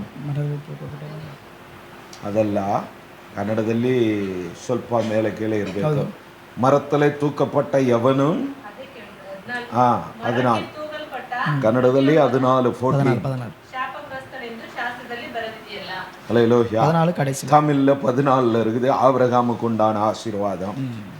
மரத்தலை தூக்கப்பட்ட எவனும் சபிக்கப்பட்டவன் என்று எழுதியிருக்கிறபடி, ಮರದಲ್ಲಿ ತೂಗಲ್ಪಟ್ಟವನು ಶಪಿಸಲ್ಪಟ್ಟವನು ಅಂತ ಹೇಳಿ, கிறிஸ்து நமக்காக சாபமாகி, ಕ್ರಿಸ್ತ ನಮಗೋಸ್ಕರ ಶಾಪವಾಗಿ, நியாயப்பிரமாணத்தின் சாபத்திற்கு நம்மை நீங்களாக்கி மீட்டுக்கொண்டார். ನ್ಯಾಯಪ್ರಮಾಣದ ಶಾಪಗೋಸ್ಕರ ನಮ್ಮನ್ನು ನೀಕಿಸಿ ನಮ್ಮನ್ನು ರಕ್ಷಿಸಿದ್ದಾರೆ. என்ன மகிமையான காரியத்தை ಯಾವ ಮಹಿಮಾ ಕಾರ್ಯದ ಕರ್ತನು ಮಾಡಿದರು சிந்திக்க சொல்லி சாமுவேல் சொல்லுகிறார். ಎಂದು ಆಲೋಚನೆ ಮಾಡಿ ಸಾಮಾನ್ಯ ಹೇಳುತ್ತಿದ್ದಾರೆ. இந்த 13வது ವಚನத்தை நீங்கள் சிந்திக்க ಈ வேண்டும். 14ನೇ ವಾಕ್ಯವನ್ನು ಆಲೋಚನೆ ಮಾಡಬೇಕು.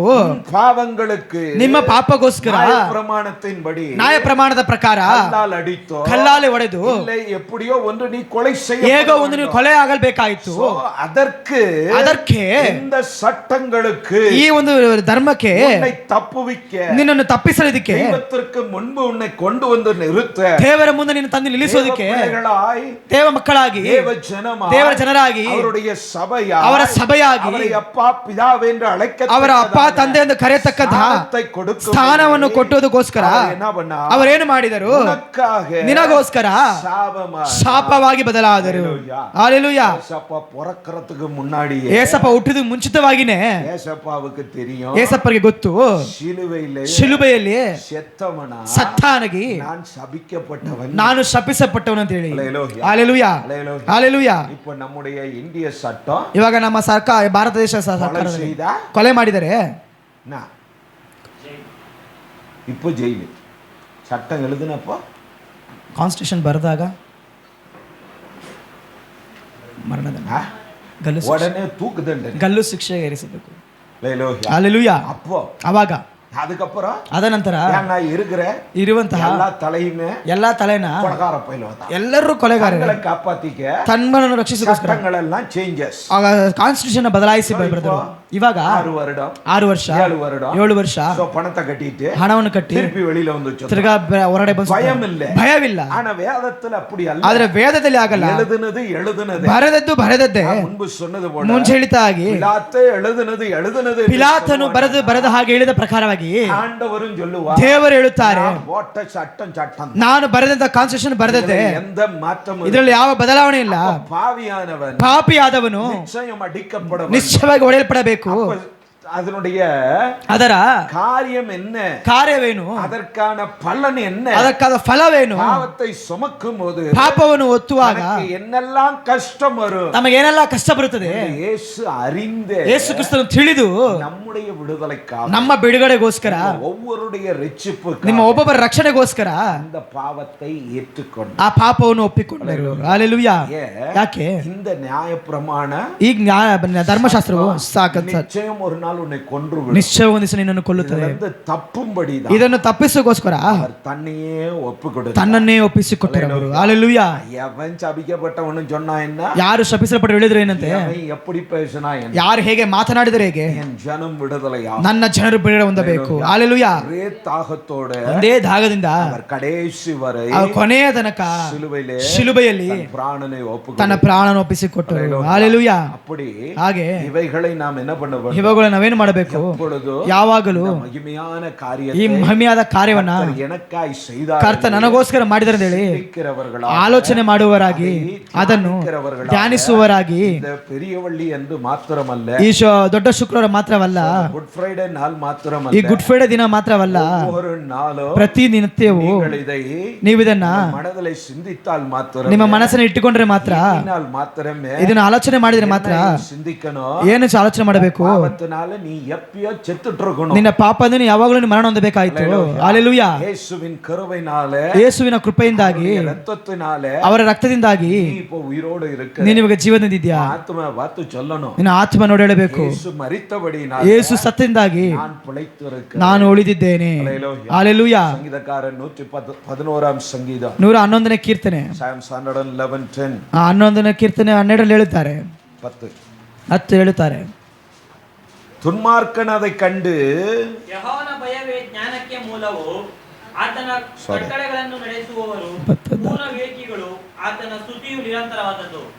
ಹಲ್ಲೆಲೂಯಾ. கர்த்தருக்கு பயப்படுதலே ಯೆಹೋವನ ಜ್ಞಾನವೇ ஞானத்தின் ஆரம்பம், ಜ್ಞಾನದ ಆರಂಭವಾಗಿದೆ. அவருடைய கற்பனையின்படி செய்கிற யாவருக்கும் நற்புத்தி உண்டு, ಆತನ ಕಟ್ಟಳೆಗಳನ್ನು ನಡೆಸುವವನು ಪೂರ್ಣ ವ್ಯಕ್ತಿಗಳು, புகழ்ச்சி என்றென்றைக்கும் நிற்கும். ಆತನ ಎಂದೆಂದಿಗೂ சாமுவேலை நாம் வாசித்தோம், ಸಾಮ್ಯಲ್ನ ಓದಿದೆವು, மகிமையான காரியத்தை செய்தார் என்பதை ಮಹಿಮೆಯಾದ ಕಾರ್ಯವನ್ನು ಮಾಡಿದಂತೇಳಿ நீ தினமும் என்ன பண்ண வேண்டும், ನೀನು ದಿನ ಏನು ಮಾಡಬೇಕು, சிந்திக்க வேண்டும், ಆಲೋಚನೆ ಮಾಡಬೇಕು, நினைக்க வேண்டும், ನೆನೆಸಬೇಕು. அதை செய்கிறவனுக்கு, ಅದನ್ನು ಮಾಡುವವನಿಗೆ, அதன்படி நடக்கிறவனுக்கு, ಅದರ ಪ್ರಕಾರ ನಡೆಯುವವನಿಗೆ நல்ல புத்தி இருக்கும், ಒಳ್ಳೆ ಬುದ್ಧಿ ಇರುತ್ತದೆ, நல்ல புகழ்ச்சி இருக்கும், ಒಳ್ಳೆ ಹೊಗಳಿಕೆ ಇರುತ್ತದೆ. இவர்கள் கர்த்தரால் ಇವರು ಕರ್ತನಿಂದ ஆசீர்வதிக்கப்பட்டவர்கள் என்ற பெயர் ಆಶೀರ್ವಿಸಲ್ಪಟ್ಟವರೆಂದ ಹೆಸರು ಉಂಟು. உதாரணத்துக்கு ஈசாக்க எடுத்து பாருங்க, ಉದಾಹರಣೆಗೆ ಈಸಾಕನ್ನು ತೆಗೆದುಕೊಳ್ಳ್ರಿ. காலம் ಆ ಬರಗಾಲ, ஆனாலும் கர்த்தர் ஈசாக்கோடு இருந்தார், ಆದರೂ ಕರ್ತನು ಈಸಾಕನೊಂದಿಗಿದ್ದ. அவனுடைய சத்துருக்கள் ಆತನ ಶತ್ರುಗಳು அவனுடையவர்கள் அல்ல, ಅವರವರಲ್ಲ, புறஜாதியார் சொல்லுகிறார்கள், ಹೊರಜಾತಿಯವರು ಹೇಳುತ್ತಿದ್ದಾರೆ, கர்த்தர் உம்மோடு கூட இருக்கிறார் ಕರ್ತನು ನಿಮ್ಮೊಂದಿಗಿದ್ದಾರೆ ಎಂದು ಹೇಳಿ நாங்கள் காண்கிறோம், ನಾವು ಕಾಣುತ್ತಿದ್ದೇವೆ.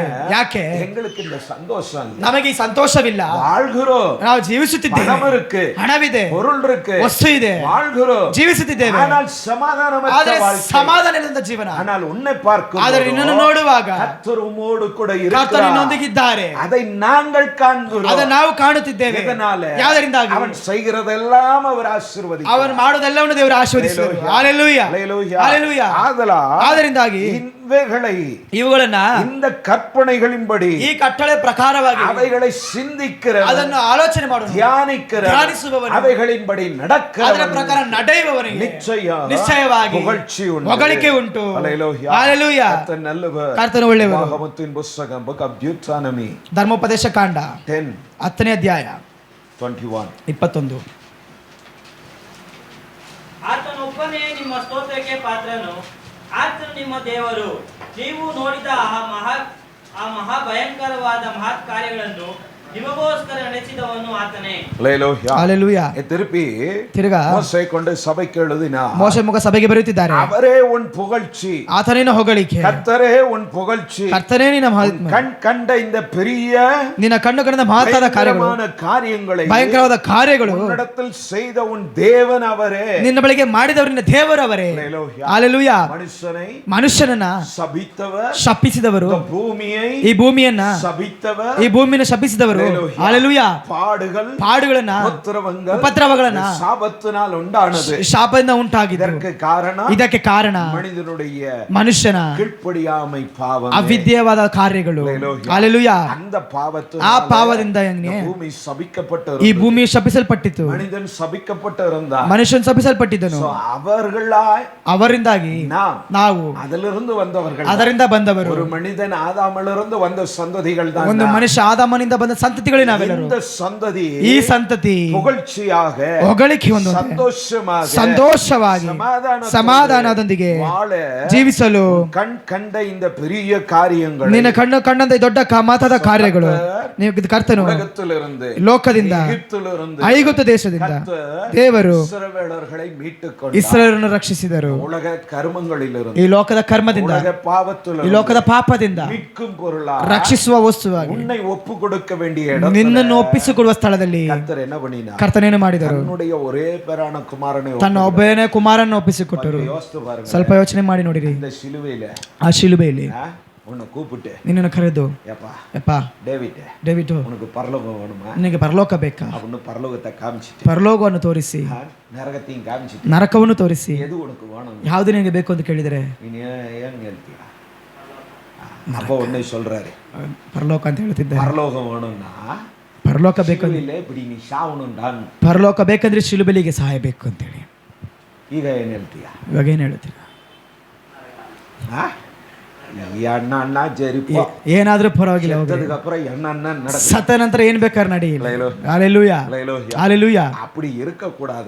ಹಾಗಿರಬಾರ್ದು ಅಂತ ಹೇಳಿ.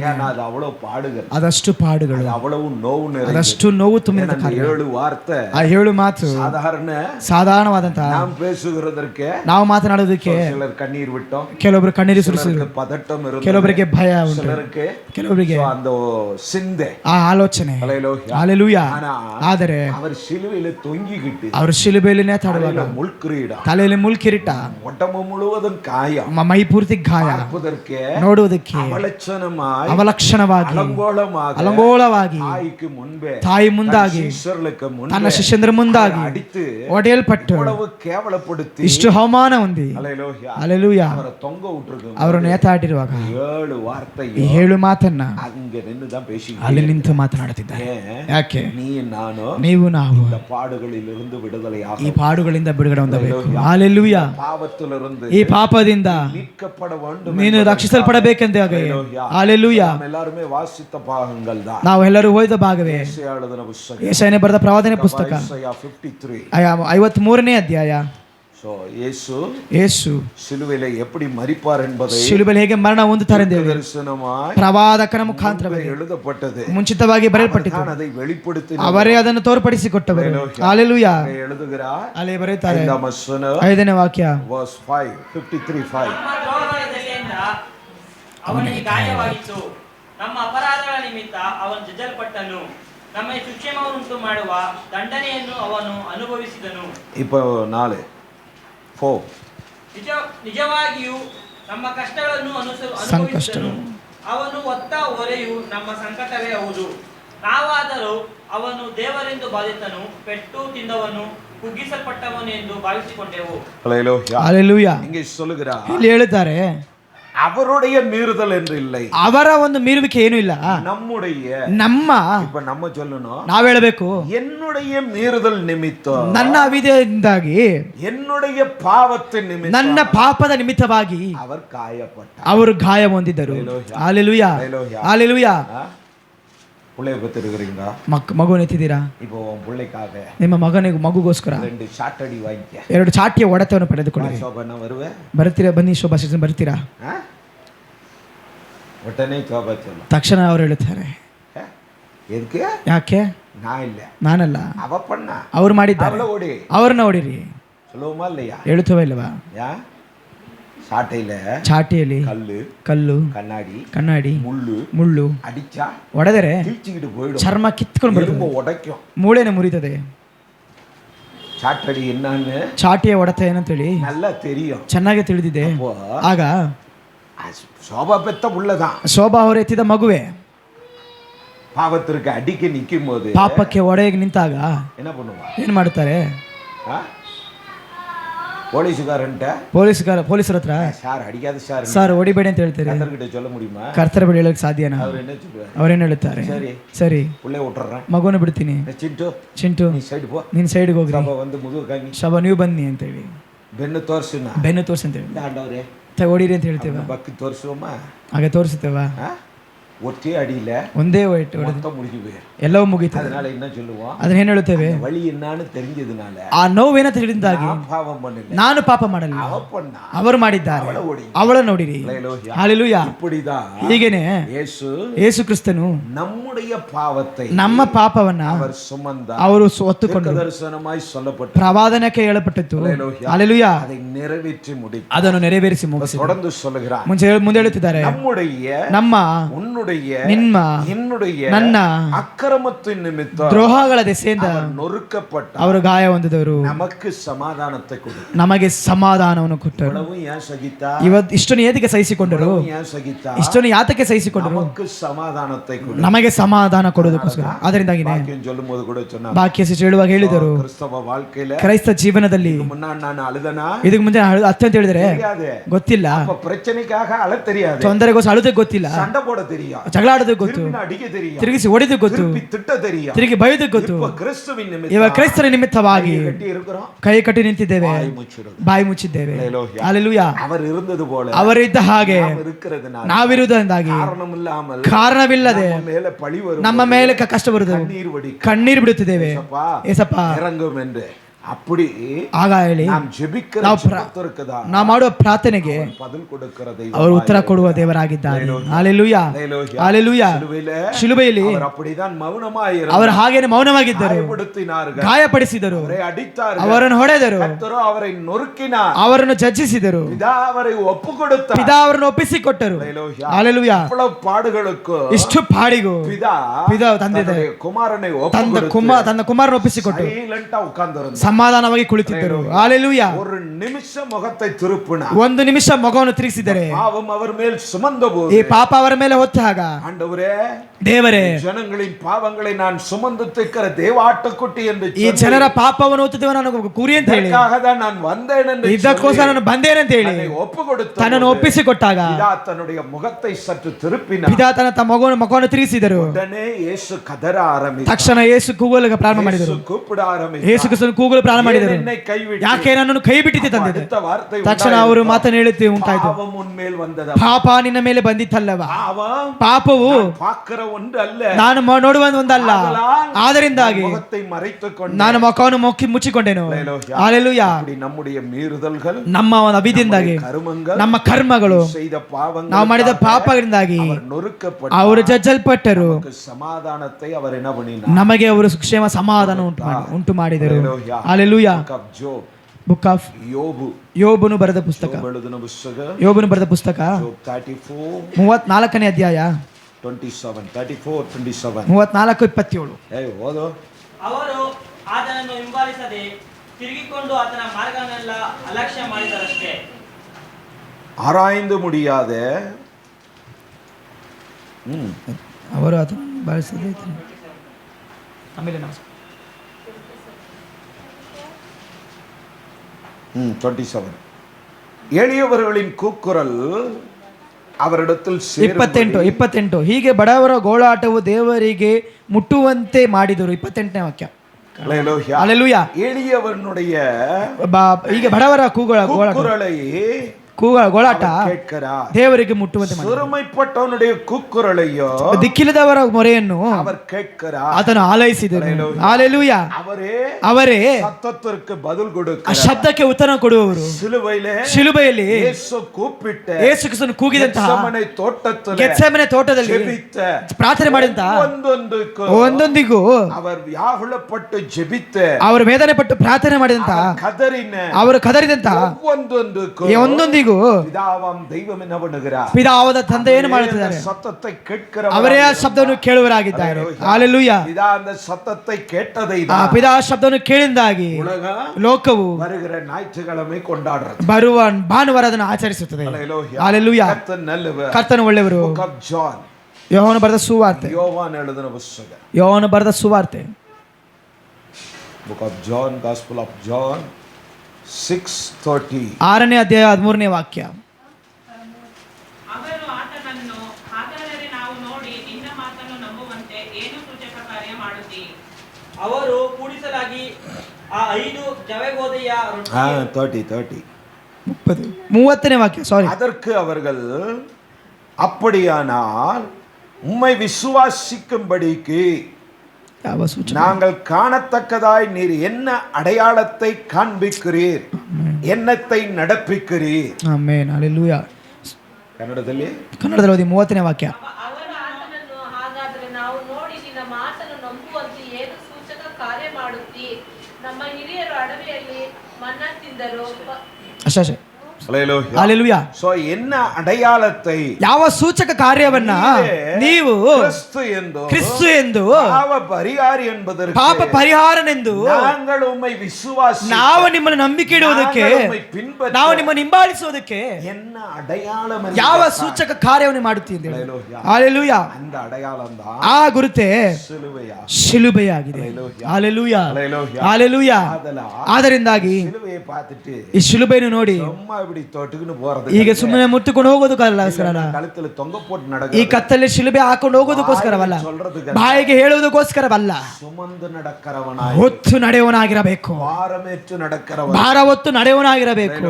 ಹಲ್ಲೆಲೂಯಾ. ಹಾಗಂದ್ರೆ ಯಾರಾவது ಅವನಿಗೆ ಸಮಯವಾಯ್ತಾ? ಹಲ್ಲೆಲೂಯಾ. ಹಲ್ಲೆಲೂಯಾ. ಕರ್ತನ ನಲ್ಲುವೆ, ಕರ್ತನ ಒಳ್ಳೆಯವರು. ಏಸಪ್ಪ ಸುಮಂದ ಶಿಲುಬೆ, ಹೊತ್ತಂತ ಶಿಲುಬೆ குறைய ಹೆಚ್ಚು ಕಡಿಮೆ 150 kg 180 ಕಿಲೋ தூக்கி பாருங்க, ಹೊತ್ತು ನೋಡಿರಿ, தெரியும்ப்பா. ಹೊತ್ತು ನೋಡಿರಿ ಗೊತ್ತಾಗುತ್ತೆ. 25 ಕಿಲೋ ಅರಿಶಿ ಮೂಟೆ ತೂಗುறதுக்கு 25 ಕಿಲೋ ಅಕ್ಕಿ ಮೂಟೆ ಹೊರುವುದಕ್ಕೆ ಕಷ್ಟமா இருக்கு, ಕಷ್ಟವಾಗಿದೆ. 20 ಲೀಟರ್ ಕ್ಯಾನ್ ತೂಗುறதுக்கு 20 ಲೀಟರ್ ಕ್ಯಾನನ್ ಹೊರುವುದಕ್ಕೆ ಕಾಲು ಒಡೆஞ்சிச்சு, ಸೊಂಟ ಒಡೆஞ்சிச்சுன்ற, ಆ ಸೊಂಟ ಮುರಿದೋಯ್ತು ಅಂತ ಹೇಳ್ತಿದ್ದಾರೆ. ಹಲ್ಲೆಲೂಯಾ. அப்ப 150 ಕಿಲೋ 150 ಶಿಲುಬೆ ಸುಮಂದು ಶಿಲುಬೆಯನ್ನು ಹೊತ್ತುವಾಗ ಆಳ ಮೇಲೆ ನಡೆಕರ, ಬೆಟ್ಟದ ಮೇಲೆ ನಡೆಯುತ್ತಿದ್ದಾರೆ, ಬೇರೆ ಉಳುವುದು, ಒದೆ ಮೇಲೆ ಬೀಳುತ್ತಿದೆ. ಹಲ್ಲೆಲೂಯಾ. இவ்வளவையும் சகித்தது எதற்காக? ಇಷ್ಟನ್ನು ಸಹಿಸಿದ್ದು ಯಾತಕ್ಕೋಸ್ಕರ? ವಿಶ್ವಾಸಕ್ಕೆ ಅಡಯಾಳಮಾಯಿ ಮಾರು, ನೀನು ವಿಶ್ವಾಸಕ್ಕೆ ಗುರುತಾಗಿ ಸೂಚಕ ಕಾರ್ಯಗಳನ್ನು ಒಪ್ಪು ಕೊಡುತ್ತ ತನ್ನನ್ನೇ ಒಪ್ಪಿಸಿಕೊಟ್ಟರು. ಮಹಿಮೆಯಾದ ಕಾರ್ಯத்தை, ಈ ಮಹಿಮೆಯಾದ ಕಾರ್ಯವನ್ನ செய்தார், ಕರ್ತನು ಮಾಡಿದ್ದಾರೆ ಎಂಬುದಕ್ಕೆ, உங்களுக்காய் நடப்பித்தார், ಕರ್ತನು ನಿಮಗೋಸ್ಕರ ನಡೆದಿದೆ ಅಂತ ಹೇಳಿಕೋಸ್ಕರ சிந்தித்து ನೀನು ಆಲೋಚನೆ ಮಾಡಿ, ನೀನು ನೆನೆಸಿ, ಮುಳು ಹೃದಯ ಪೂರ್ಣ ಮನಸ್ಸಿನಿಂದ ಸತ್ಯದಿಂದ ನೀನು ಅವರನ್ನು ಸೇವಿಸಬೇಕು. ಹಲ್ಲೆಲೂಯಾ. 2025ರಲ್ಲಿ ಗುಡ್ ಫ್ರೈಡೆ ನಾಳೆ, ಈ ಗುಡ್ ಫ್ರೈಡೆ ದಿನದಲ್ಲಿ ಒಂದು ತೀರ್ಮಾನಕ್ಕೆ ನಾವೆಲ್ಲರೂ ಬರೋಣ.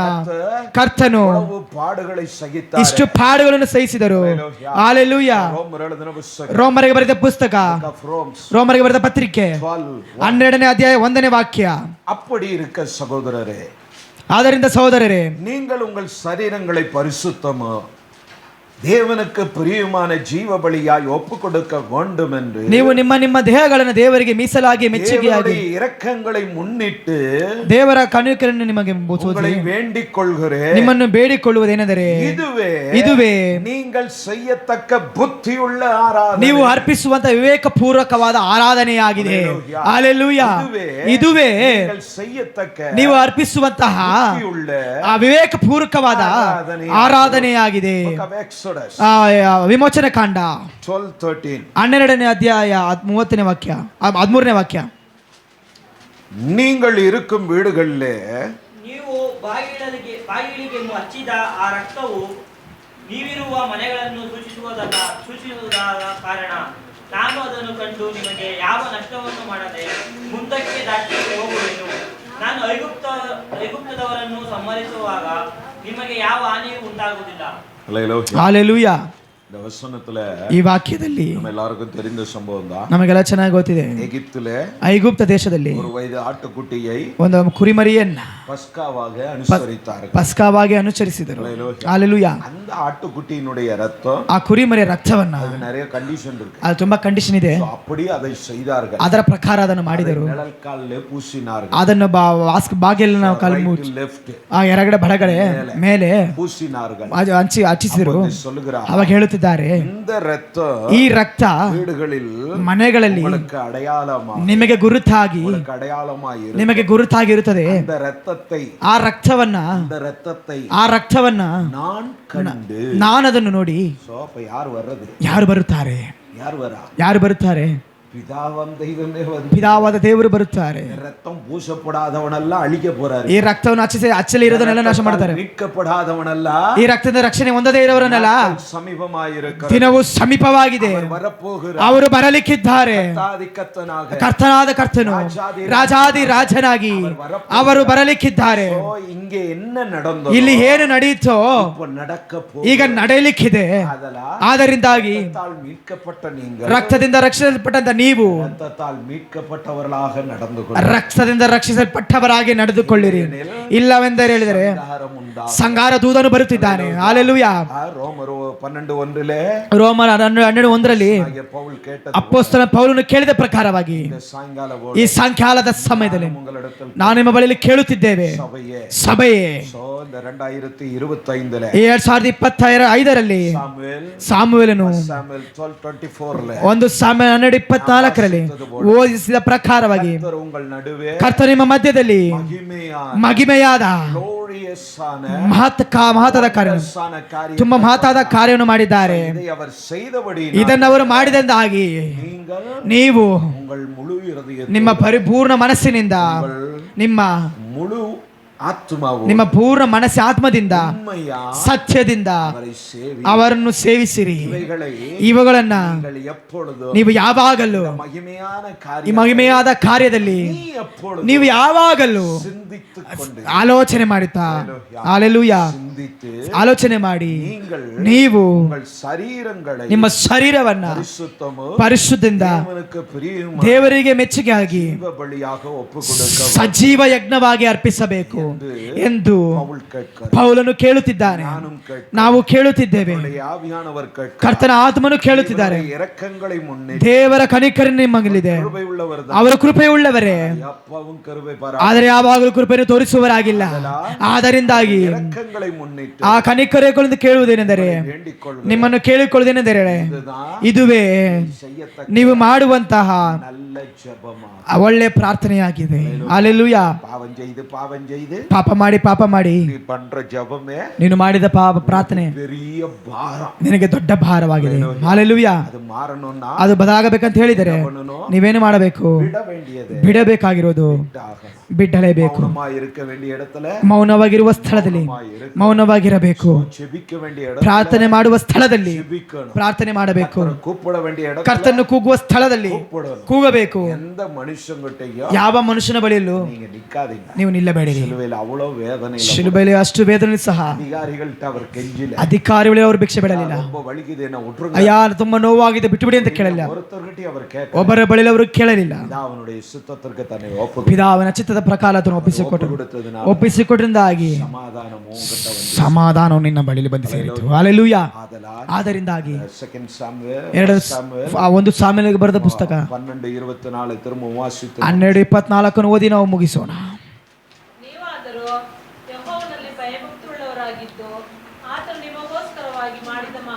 ಆಮೆನ್.